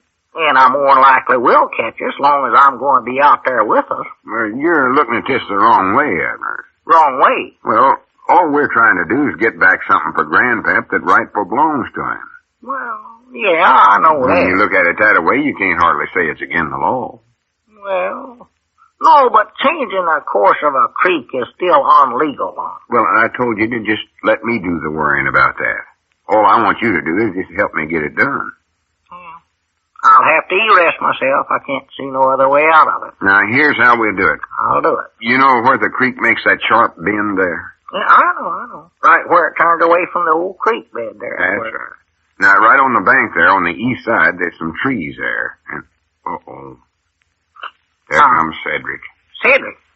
Well, what's the matter? Ain't all right for Cedric to come in the store here no more? Yeah, but I didn't want nobody to come in right now. Especially not him. He's a hard to get shut of. Oh, yeah, he is. Sort of hard to get out of here. Don't start no heavy conversations with him. No, I'll try not to. And whatever you do, don't tell him nothing that we've been talking about here. He'd blab it all over town. Oh, yeah, Cedric's pretty bad about telling everything here. Oh, what a beauty day. Yeah, it is nice, Cedric. What can we do for you today? Oh, nothing. Just wrapped in's all. Well, you better just drap out again then, 'cause we're busy, Cedric. Yeah. Well, I won't bother you none. I just sat around and sort of study up something to think about. Yeah, well, you can't do that now, Cedric. Not today, anyway. No, this is a business store. If you come in here, you gotta buy something. Yeah, that's a new rule. All right, I'll buy something then. Uh-oh. See what I need. Believe I'll take a jar of peanut butter. Super jumbo size like you generally get, Cedric? No, I'm just a medium jumbo size. I'm getting so I hate the stuff. Well, I'm sorrowful to hear that, Cedric. You're the best peanut butter customer we've ever had here. Oh, I know it. Don't know what's come over me. Well. Getting so I just can't eat more than 8 or 9 peanut butter sandwiches a day. Hurry up and get it for him, Abner, so we can get out of here. Yeah, I've done got it. Got it right here. Here you are, Cedric. That'll be 29 cents. Oh, will you put it in a paper sack for me? Sack? Oh, no, we can't do that, Cedric. We're running short on sacks. Well, can't you put it in just a little sack? No, we just can't do it. We ain't supposed to sack up nothing that you can carry away without it, Cedric. Well, I don't want to carry a bare peanut butter jar around with me. Well, I don't know what you're going to do, but if you want this in a sack, why, you'll have to bring an old sack from home, Cedric. Facts is, that's what we're trying to get all our customers to do, bring their own paper sacks. For goodness sakes. Yeah, we are. Got to do it, Cedric. I wish you fellas would hurry up this sale and get it over with. Well, I'm hurrying. I'm done talking to him. That's what Cedric will have to do, just go home and get his own paper sacks. He's got to have the peanut butter in one. All right, if you say so. I'll try and hurry back here just fast as I can. Yeah, well, don't hurry too fast, Cedric. I'll save the peanut butter for you. We got plenty. Well, wait a minute. Would you mind if I just take the peanut butter along with me now? Huh? I can just drop it off at the house when I pick up the sack. Yeah, sure. That'll be all right. Here, Cedric. Yeah. Much obliged. So all right. So long, Mr. Abner. So long. So long, Mr. Lum. So long, Cedric. Doggy, I was beginning to think he never would leave. Me too. I hope I can explain this plan of mine to you before somebody else comes in here or before Cedric gets back. Well, judging from the way he taken out of her, you better talk fast if you're going too long. Don't worry, I will. Look at him turn down the street there like a... Well, now, pay attention to me. Oh, You recollect I was telling you about them trees on the east side of that bank there. Yeah, I know that. Well, it seems to me if one of them trees was to fall across the creek and a few stones and some mud got sort of clogged up there, why, I believe it'd dam it up to where the creek would have to run back into the old bed. Well, yeah, it more than likely would, Lum, but Mr. Webster or somebody'd have us arrested for damming up the creek just to show her the world. Well, not if he never knowed we done it, he wouldn't. Well, he'd want to arrest somebody. Me and you'd be the first ones he'd fishing, you know that, Lum. Oh, wait, well, why? Why would he fishing us? Well, he knows that you got that place, old Dillard place, for Grandpappy Spears, and that you sort of resent him taking Grandpap's farm away from him, and that you want to spring over on Grandpap's place. Yeah, but he won't catch on, because I'm aiming to make it look like it weren't done by no human hands. Huh? You aiming to get Cedric to do it? No, I mean, you're going to do it. Well, we're human, I think. Well, let me finish what I was saying. Huh? We're going to do it ourselves, but we're going to make it look like it was done by beavers. Beavers? Yeah. We're going to build a dam just like the beavers do. Now, just a minute. You can stop right where you're at. You can just count me right out of the deal right now. Well, there ain't nothing to be scared of. I ain't scared. It's just that I ain't got the teeth for it. Ain't got the teeth for it. Why, sure, I couldn't gnaw the bark off the tree, let alone gnaw clean through the thing, Lum. For goodness sakes, I ain't asking you to do nothing like that. You said we was going to build it just like a batch of beavers would. Well, I know, but you That's don't how they do it, Lum. They gnaw them trees down with their teeth. See, they got little bitty sharp teeth, Lum, and they just gnaw around I the know trees. how they do it. Well, you can just count me out right here and now. I like Grandpappy Spears and Aunt Charity, but that's going too far, Lum. Doggone, I got too many fillings in there for that kind of work. No, sir. And another thing, I wouldn't live in one of them little beaver houses neither. I'll tell you that right now. Have to dive down under the water and swim around there for a half a mile before I got home overnight. No, Elizabeth wouldn't like it. Just forget it. Forget it. Let it go. Or now, if you want somebody to do it, Lum, you might get Charlie Redfield's girl to help you, that buck-toothed girl of his. Now, there's somebody that's got teeth if I ever seen her. I admit Winford does outcap a piano when it comes to Ivy, but I never said that we was going to Yes, sir, actually... she can do it. That girl, she could eat roast nears through a picket fence, Lum. Bound you she'd go through them trees like a buzzsaw. I don't know how good she'd be at throwing rocks in the creek for the dam, but I know she could handle that tree work. Just get her. Neither Winifred nor you nor nobody else is going to have to gnaw no trees down. Well, who's going to do it then? You surely can't get no beavers to do it. Well, of course not. You might get some, but I don't believe you could depend on them, Lum. Stand there and talk to them till you's black in the face, and I don't think they'd gnaw a tree down just 'cause you told them to. Well, for pity's sakes, I know They that. can't understand humans no ways. Beavers are animals, Lum. I never animals. said they wasn't. Well, you can't talk their language. I know you can't talk beaver talk or whatever for you call goodness it. sakes, Abner, you drive a man stark raving mad crazy. I ain't aiming on doing no such a silly thing as hire some beavers. Well, you're smart there, 'cause it wouldn't never work out, Lum. All I meant was that me and you are going to dam up the creek and try to make it look like some beavers had done it. Well, now, that's a lot better idea you got there. And we're going to do it tomorrow night. Tomorrow night? Yeah. Now, look, here's the... Oh, there comes Cedric back. Cedric? Well, law me, he couldn't have went clean home by this time, I know. Oh, what a beauty day. Say, Yeah. Mr. Abner. How'd you get back so quick, Cedric? Oh, well, I never went home. Oh, I just went down the road about a half a block. Will this shopping bag here do all right? yeah, that's all right, Cedric. We want folks to bring in their own shopping bags as well as paper bags. Where'd you get them? Oh, I got it from Barrel Leg Crockett. Oh, bare legs, huh? Yeah, I seen him just now, and he was on his way over here to the store to get some groceries for his mama. Well- Boy, had a whole list of stuff he's going to get, about $40 worth of stuff. Well, we're proud to get the business. We can sure use it, Well, Cedric. he ain't coming. I had to talk him out of that so's I could get the shopping bag from him. Huh?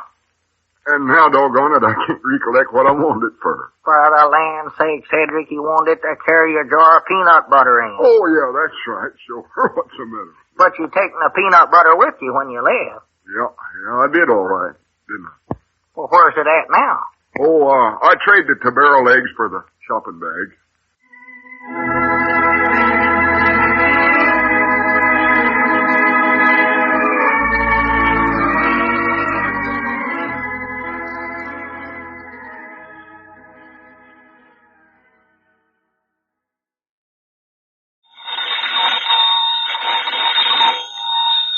Granny's, Abner, I believe that's our ring. I know his Lum, I believe you're right.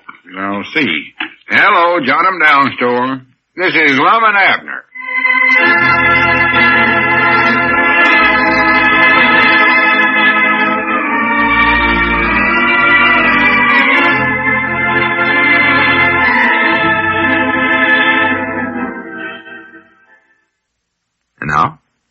Let's see what's going on down in Pine Ridge. Well, tonight is the night that Lum and Abner are planning to secretly change the course of Briar Creek, and by thus altering property boundaries, they intend to regain for Grandpappy Spears the spring he lost to Mr. Webster. As we look in on the little community today, we find Abner in the Jot 'em Down store and library. Cedric Wehunt is just entering.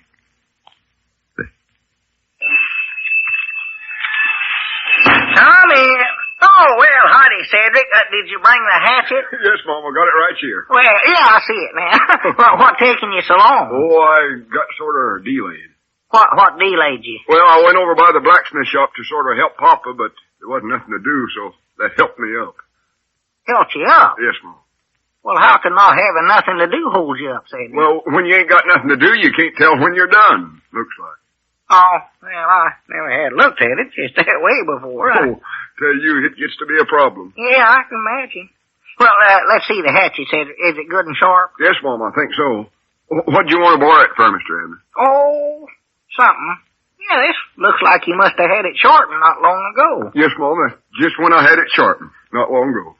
Are you going on a camping trip? No, Cedric.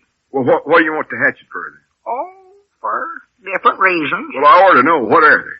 Well, they want to chop down a couple of old trees is all. Oh, whereabouts, over at your place? No, out by Briar Creek. Doggies, I reckon I ought not to have told you that, though. Briar Creek, huh?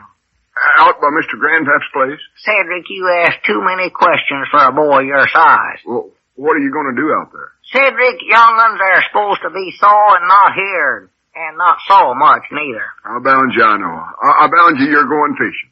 Fishing? Yes, Mom.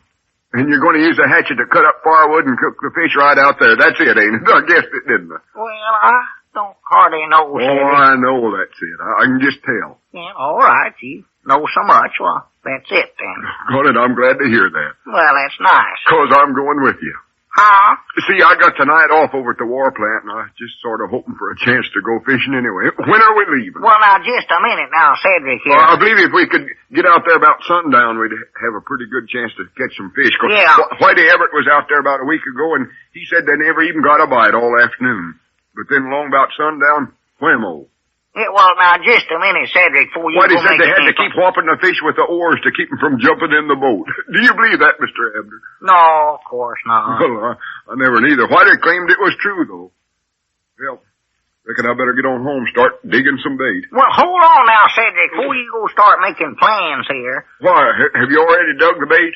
Well, no, but you can't go with us tonight, Cedric. Oh, yes, I can. Mama won't care, and I'm off work for tonight. I know she won't care, but, well, I don't know just how to explain this to you, but anyway, this is just something that me and Lum can go on, Cedric. Well, I'll do all the wood chopping and build the fire, and I'll even clean all the fish. Yeah, well, that's nice of you, Cedric, but this is a special thing that me and Lum is planning. Well, I can't tell you what it is, but... Oh, is it a secret? Yeah, it's a secret. Oh, I love secrets. What is it? Well, I can't tell you, Cedric. If I told you, well, then it wouldn't be a secret no more. Well, I can keep a secret, all right. No. Ain't me, it's the people I tell that can't keep it. Yeah, well, just give me a sort of a hint, sort of. No, I ain't gonna do it, Cedric, and you can't go with us tonight, so you might just as well make up your mind to it. Oh, doggone it anyway. And what's more, Cedric, I don't want you to ever tell anybody that me and Lum ever went anywhere tonight. Don't even tell them we borrowed your hatchet, neither. Sure would love to go fishing tonight. Be a wonderful time for it. The signs is right and everything. Yeah, I know, but you might as well just forget about it, Cedric. You sure I can't go with you, fellas? No, you can't go. Well, reckon I'll just have to go by myself then. Huh? Well, so long, Mr. Well, Edwards. here, now, wait a minute, Cedric. Come back here now. You can't go fishing tonight. Whoa, why can't I? Well, 'cause, let's see, there ought to be some reason. It's a free country, ain't it? Well, yes, Cedric, but what Well, then I'm going. Oh, my. I ain't had a night off from the war plant, and I don't know how long. Doggone it, I'm going, well, too. Listen, you can't do it now, Us Cedric. war workers needs to get away from the hum and the drum of the machines. Oh. The hustle and the bustle. The heebie and the jeebies. Gotta keep ourselves fit for the job. I know you do, They Cedric. tell us that right over there at the plant, too. Do you want me to get nervous and run down? Of course I I don't, cannot do Cedric. my housework. Of course Do not. you want me to become a bottleneck? No, I sure don't want you to do that. You got a cuter enough build as it is. All right, then. I gotta get some relaxations. I'm going fishing. That's Now, what... just a minute now, Cedric. Let me talk to you about this now. See, me and Lum are going out there, but you can't go, Cedric. Just the two of us. That's all that can go because... I'll get Whitey Everett to go with me. Oh, maybe my. Barrel Legs Crockett and some of the others. Cedric, come back here now. Your Let me talk. telephone's ringing. I know it is. Cedric. I'll see you out at Brower Creek. Cedric. Dadgum, that telephone, it always has to ring at the wrong time. Makes me so mad I can't hardly stand. Hello? Jot 'em down, Cedric. Hello? Abner Peabody doing the talking. Yes, Mom. Yes, Mom. Oh, well, Miss Pomeroy, could you give me your order later on? We're awful rush right now. Well, I think we're all out of everything anyway, Miss Pomeroy, what you'd want. Granny's Abner, it looks like... Yes, Mom. Oh, excuse me.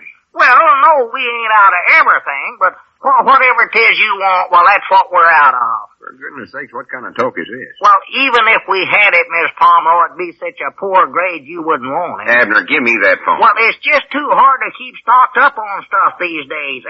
Hello? Hello? Excuse her, she hung up.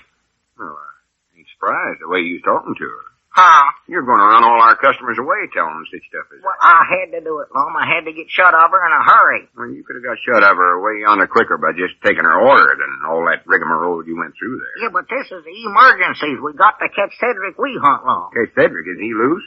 Didn't you see him leaving the store just now? Yeah, I've seen him. In fact, he asked me to go fishing with him tonight. But I just don't feel in no mood for nothing like that. Well, you ain't the only one he's asked neither. He's trying to get half the town to go fishing with him. Half the town? Yeah, he's been talking about getting Whitey Everett and Barrel Legs Crockett and I don't know who all. They gonna have a big fish fry or something? Well, he's trying to get one up, evidently. What are you getting so excited and riled up about that for? Well, they're going out to Brower Creek. That's the reason. Well, let them go. I don't care. Lum, can't you understand nothing? They'll see us out there tonight building that dam across the creek if they go out there. Oh, that. Well, you don't need to worry about that no more. Well, I don't want to get caught doing something illegal like that. Well, you won't. We're bound to, Lum. Even if they don't see us, why, they're going to start suspicioning something. When the creek all of a sudden stops running, they're going to know something's happened to Hold us. your horses a minute, Abner, and let me tell you something. We ain't going to dam up that creek. Huh? See, last night I got to looking through my law books once more to see if I could find some legal way of changing that creek, and I couldn't. Well, I could have told you that and saved you all that reading. But I did find something else out, though. Huh? I found out that even if we did change the creek, it wouldn't change the boundary of the Dillard place or Grandpap's old place, neither one. It wouldn't? No. Well, I thought you said it would. You said the boundary always followed the creek wherever it was at. Only if the change is, what was that word the law book used now? I don't know. I never seen it. Imperceptible or something like that. Oh, what does that mean? Well, it means if the change in the creek is just a little and gradual that you can't see it. Well, nobody's going to see us change it, Lum. That is, if we can catch Cedric, they won't keep them out of there. You don't understand, Abner. See, if the change is a big one, wait a minute, let me read it to you. I got that section marked here in the book. No, 'cause this sort of ruins all our plans for getting Grandpappy Spears Spring back for him, don't it? Yeah, I'm feared so. Fine, howdy do. I lost my place here. Here it is. Oh. If, however, the changes in shorelines are not gradual and imperceptible, but are sudden and plainly discernible, the boundary lines corresponding to the old shore remain unaltered. Huh. So, just looks like we're whipped. Mr. Webster's got the spring, and there ain't nothing we can do about it. Yeah, the boundary follows the old shoreline, huh? Yeah, that's the law. Stays right with him. I sat up now the whole night trying to figure a way around it, but I just couldn't do it. The old shoreline. Hey, doggies, wait a minute, Lum. The old shoreline, that would be the old creek bed, wouldn't it? Why, huh? Well, it must be. 'Cause where the creek runs now ain't where it used to be. See, somebody dammed the creek up once before and changed it. That's how come the spring got on Grandpappy Spears' old property in the first place. I guess that's right, ain't it? So, according to the law there, why, the spring belongs on the Dillard place right now and always did. Why, sure. That's exactly right, Abner. So Grandpap owns it after all, and Mr. Webster never bought it even if he did think he did. Grannies, I don't know why we didn't think of that. Well, I did think of it just now. Doggies, I'm smart, you know. One, two, goodness, this is the happiest day of my life. Let me get to that. Sometimes I'm just as smart as scares me. Who you calling up, Lum? Oh, I'm going to call up our good friend, Mr. Laughing Boy Webster, and give him the good news. Huh? We see how much laughing he'll do then. He'll gruffle himself to pieces over there. Hello, Sister Sampson. Would you call Mr. Webster to the phone, please, Mom? He's busy getting ready to go where? With who? Oh, well, if he's going fishing with Cedric, I wish you'd tell him he better get permission from Grandpappy Spears first, 'cause he'll be fishing over on Grandpap's land.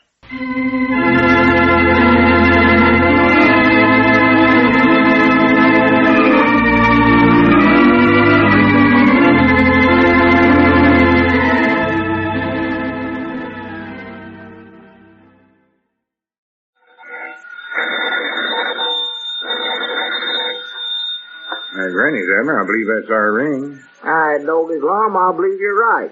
I'll see. Hello, jot 'em down, store. This is Lum and Abner.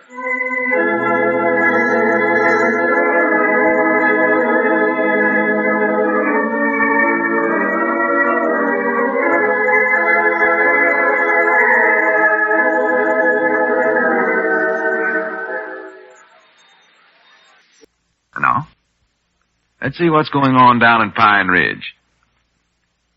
Well, yesterday, Lum and Abner made the happy discovery that according to the laws on creeks for boundaries, the spring which Mr. Webster assumed was on the property he acquired from Grandpappy Spears is actually on the Dillard farm.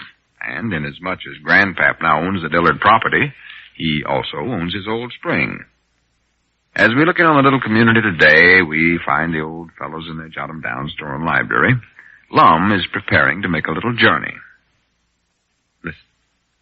Well, I better be getting on over to Dick's or I'm liable to miss the mail hack. Well, I reckon how long you're going to be at the county seat, Lum? Oh, I'll be back tonight. Tonight, huh? Yeah, all I gotta do is just go to the courthouse and get a couple of papers drawn up, that's all.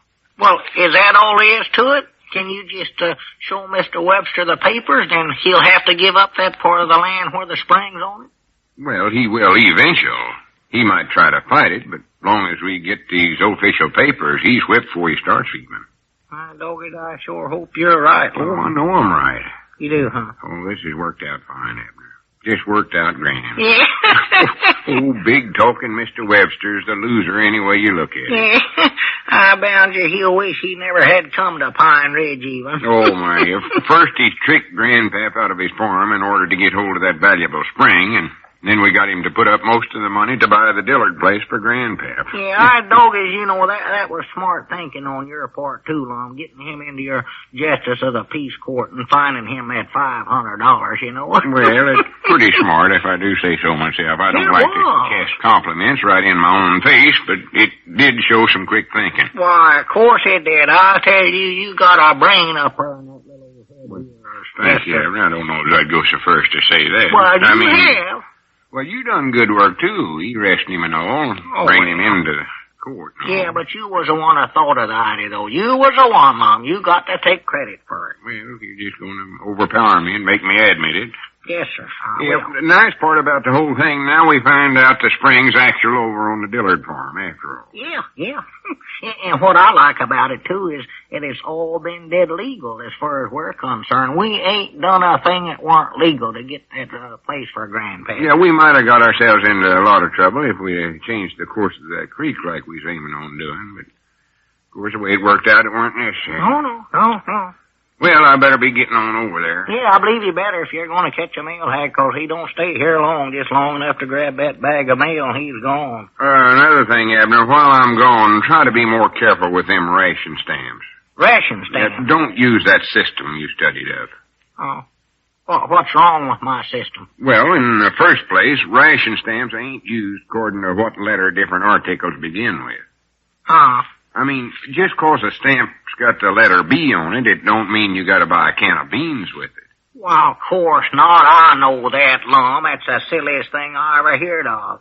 You can get beets with it, too, or black-eyed peas. They start with a B. Anything that starts with a B. That's what I'm talking about. Right there's where you're wrong. You don't go by them letters on the stamps. Don't go by them? Well, of course not. Well, what did the government go to all the trouble of printing the letters on there for then if you don't have to go by 'em? That's so they can tell you which stamps are good at different times. Huh. For instance, all 8s and A5 through F5 are good indefinite. And then for sugar, why... Indefinite? Is that what you said? Yeah. Well, we don't even handle that, Lum. Maybe we better call up that old P&A and find out where we can get some of that indefinite stuff. Now, wait Folks a are minute. going to have stamps that they can't use, Lum. Don't go calling them up again. Well, they're the ones you're supposed to call when you're mixed up on something. I know, but you get us in enough trouble with them as it is.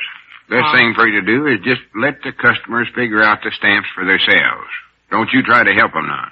Huh? That's where the trouble always starts. So you just do like I tell you, and don't try to figure it out for them. Let them do it themselves. I've just been trying to help them. Wait a minute, there comes Grandpap Spears. That reminds me of something else. Now, don't tell him nothing about this property deal. Well, why not? Don't you want him to know that he owns the spring again? Yeah, but I thought we'd wait till we got the official papers and then sort of surprise him. Oh, well, it'll be a surprise, all right. Tell you, he'll be the ticklest one human that you ever seen. Here he comes. Oh, yeah. Stomping in here. Yeah, howdy, Grandpap. Come on in. Yeah, howdy. Hey, you going somewhere, Lum? Yeah, I got a little business to tend to at the county seat. Hey, you better get going, too, Lum. You're going to miss that mail hack. Yeah, well, I'll see you two fellers tonight. So long. Yeah, so long. Have a nice trip. Yeah, so long, Lum. Hey, Doggy's Grandpap, sit down there. I got something to tell you. Sit right down. What is it, Abner? Doggy's here. We got a surprise for you. A surprise, huh? What is it, Abner? Oh, that's right. Maybe I better not tell you. I'll give you a little hint, though. Just a sort of little hint. It's a secret? Yeah, it's a secret for a while yet. But this is a hint for you. Where did you used to get your drinking water from? Think hard now. Why, Charity always brung it to me. That's right, but where did she get it? Why, she lugged it up from the spring. That is, when we had a spring, before that pigeon-toed varmint Webster stole it from us. Well, what's so funny about that? Oh, nothing. Well, I reckon we ought to change the subject here before I go telling you too much, too, Grandpa. Well, go ahead and tell me. You got my curiosities all roused up now. No. Can't tell you. Don't you want to buy some groceries or something? I ought to do some business while Lum's gone if I can. He likes to... Well, yeah, sure.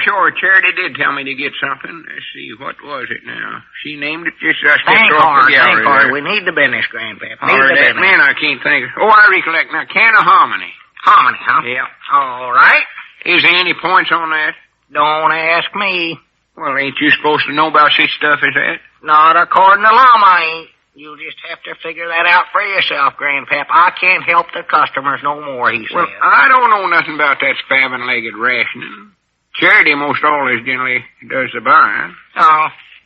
Well, I don't know. In that case, I reckon it would be all right if I helped you. A little bit. Yeah, you'll have to, Abner. Yeah, don't mention it to Lum. Oh, I won't say nothing about it. Hominy's what you want, huh? Yeah. Let's see now, how do you spell that? Hominy? Yeah. Well, it's H-O-M. That's enough right there. Have you got a H stamp there with you? H stamp? Yeah. Just a minute, I'll look here. Yeah, find one in there somewhere. H stamp. Yeah, what number? Number 8, I believe. No, I ain't got one of them, but I got a H5. Well, that ain't no good. The 5s are only good as far as F, according to Lum. Well, what'll I do then? Well, near as I can figure out, you just have to buy something that begins with some letter twixt A and F. Let's see, B, you could have I'm some supposed to beans. get some hominy, though. Well, I'm sorrowful, Grandpap. You'll just have to take that up with the old P&A and try to get them to give you a special hominy stamp, I reckon. All right, Jiminy, I bound you I can get a can of hominy over to Dick Huddleston's store. Easy way than that, too. Well, go ahead and get it at Dick Huddleston. I don't care. I'm running this store strict according to the rules here. Well, you just keep your knock-kneed rules and your flat-footed hominy, and I'll do my bow-legged trading somewhere else. I don't care where you do your bow-legged trading. We're particular what kind of customers we have around here anyway. They gotta go according to the rules. Traded a broke-down, countrified outfit like this, even if I had a hominy stamp and was starving to death. Yeah. Lord, I hope you do starve to death, you stubborn-headed old... Watch out, you're going to bump into a customer coming in there. Doggy. Oh, how do, Mr. Webster? I hope you'll excuse Grandpap for my knocking you down there. Yes, he did seem to be in a bit of a hurry. Oh, he was mad. Tell me, what happened? Were you having a little friendly discussion about the election? No, about a can of hominy. Hominy? Yeah. Is that controversial now? No, it's still just canned. I reckon that's what we have here. Mm-hmm. See. Oh, by the way, is your partner Lum in? No, he went to the county. He went somewhere. I thought he'd probably be making a little business trip along about now. But no matter. I've got a little business with you, too. With me? Yes. I think I have a highly enjoyable task for you. Oh, well, that's nice. Yes, indeed. By the way, I imagine you and Lum were quite elated over discovering that little law about the boundary line creeks. Oh, you know about that, huh? Yes, I do. I got your jolly little message yesterday. Oh, indirectly, of course. You were quite happy about that, I suppose. Well, yes, we were pretty happy about it. Well pleased with yourselves? Yeah, well, I'll admit, we done the pretty smart thinking there, you know. Yes. You feel everything's working out just fine. Yeah, it is working out good, ain't it? He's better than I even expected it was. Of course, I don't see what you're enjoying it so much for, though, Mr. Webster. I just naturally have a happy disposition. Well, you know what that little law does to you, don't you? It just takes that spring off of your property and gives it back to Grandpappy Spears is what it does. Yes, it does, doesn't it? Yeah. And I'd probably be grieving over it if I weren't so wrapped up in a little surprise I'm planning for Lum. A surprise for Lum? Yes. After what he's did to you? Oh, I'm a big-hearted man, always ready to overlook little things. Well, what is this surprise you're planning? Abner? When a justice of the peace finds a citizen $500 on an old traffic charge and then spends that money on a farm in a purely personal fashion, you know what that is? Well, yes, that's thoughty. Or at least ways I know when Lum done that the other day, it was sure thoughty of him. Thoughty, huh? No, there's another term for it. Embezzlement. Embezzlement? Yes, misuse of public funds. Oh. And now here's a little warrant for Lum's arrest. You're the deputy town marshal, and I want you to do your duty. So it looks like it's your next move, deputy.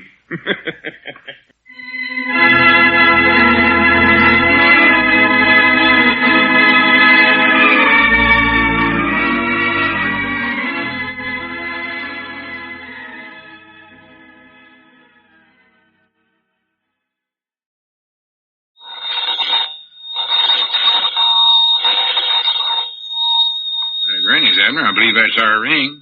Aye, Doggy's Lum, I believe you're right. I'll see. Hello, Jot 'em Down store. This is Lum and Abner.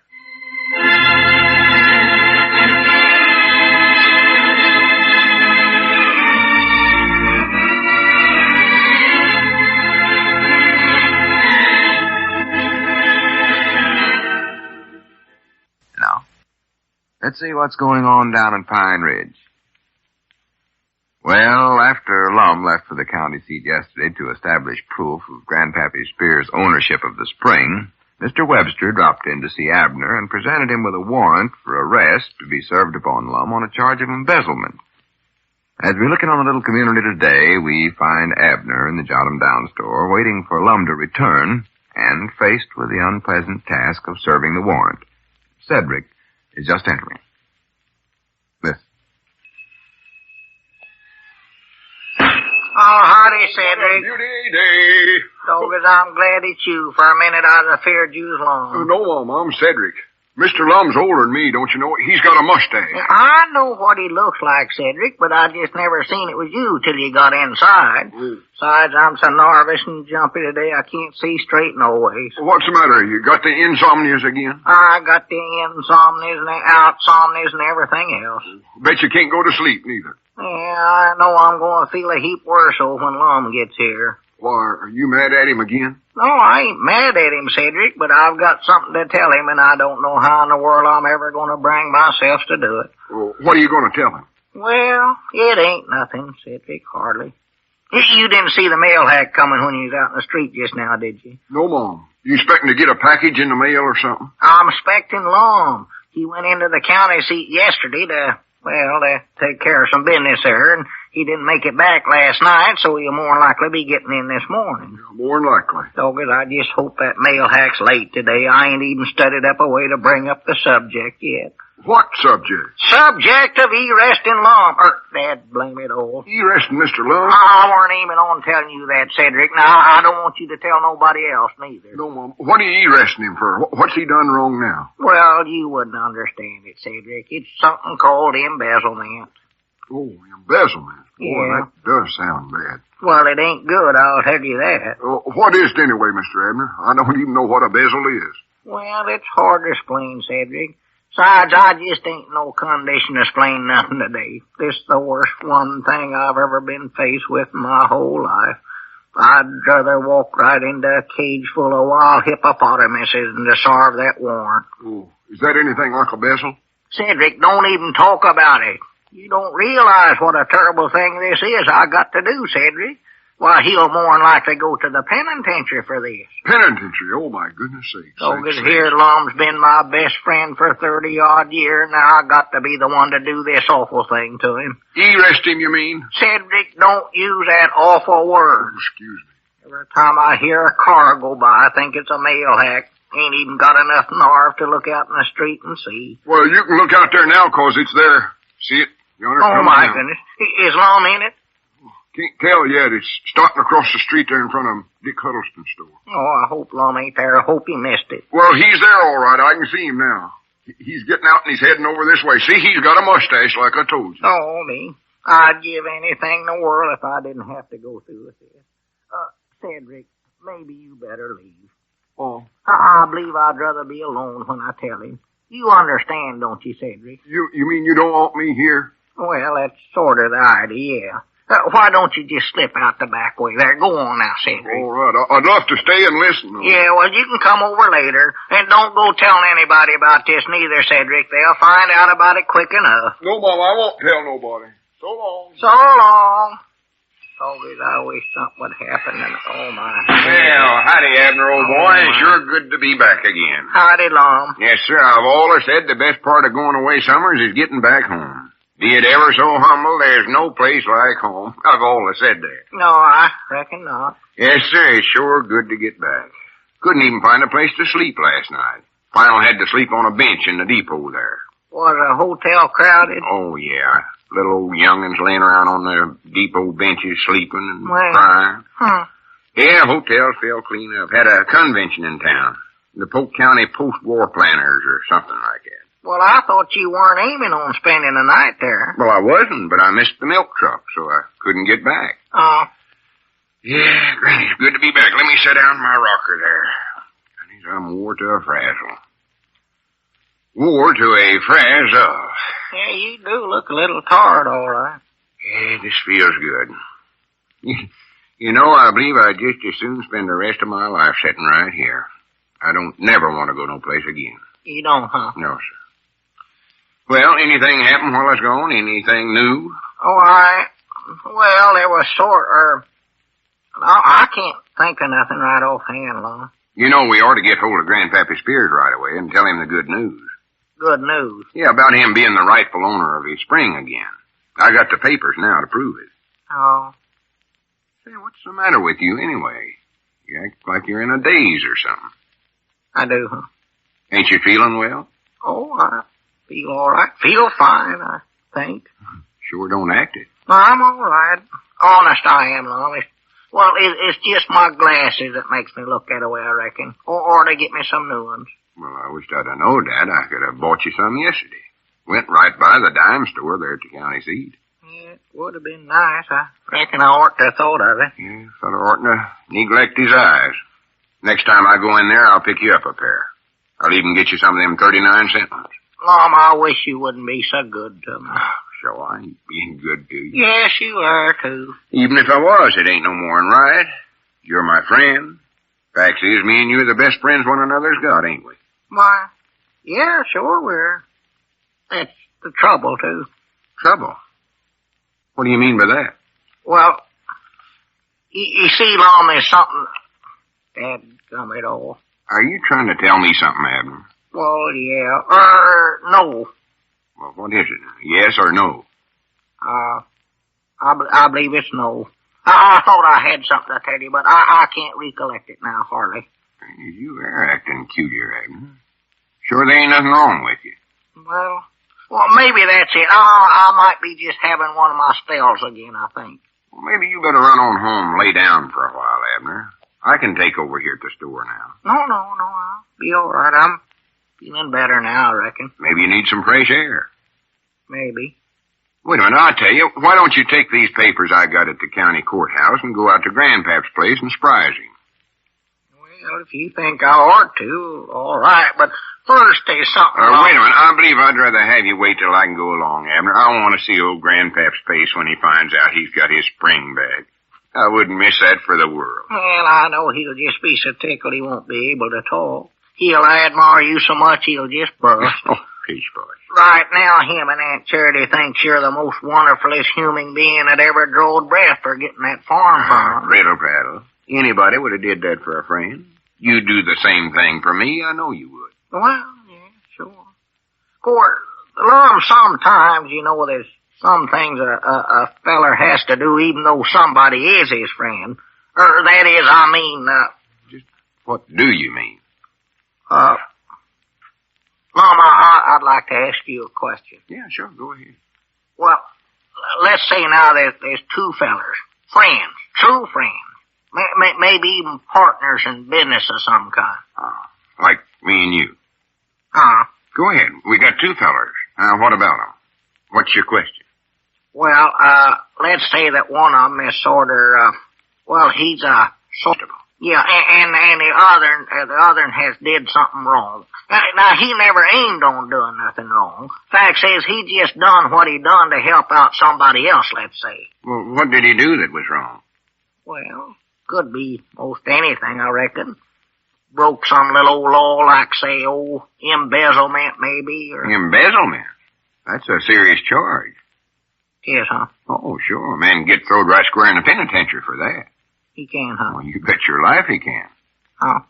Well, anyway, if his friend, now, the one that was the constable sorter, if he was supposed to serve the warrant for his friend's arrest on him, why, well, what ought he to do about it, Lum? There's only one thing for him to do. Serve the warrant. Natural. Oh. Of course, I admit it'd be a hard job to do, but a feller working for the law has got to do his duty. Yeah.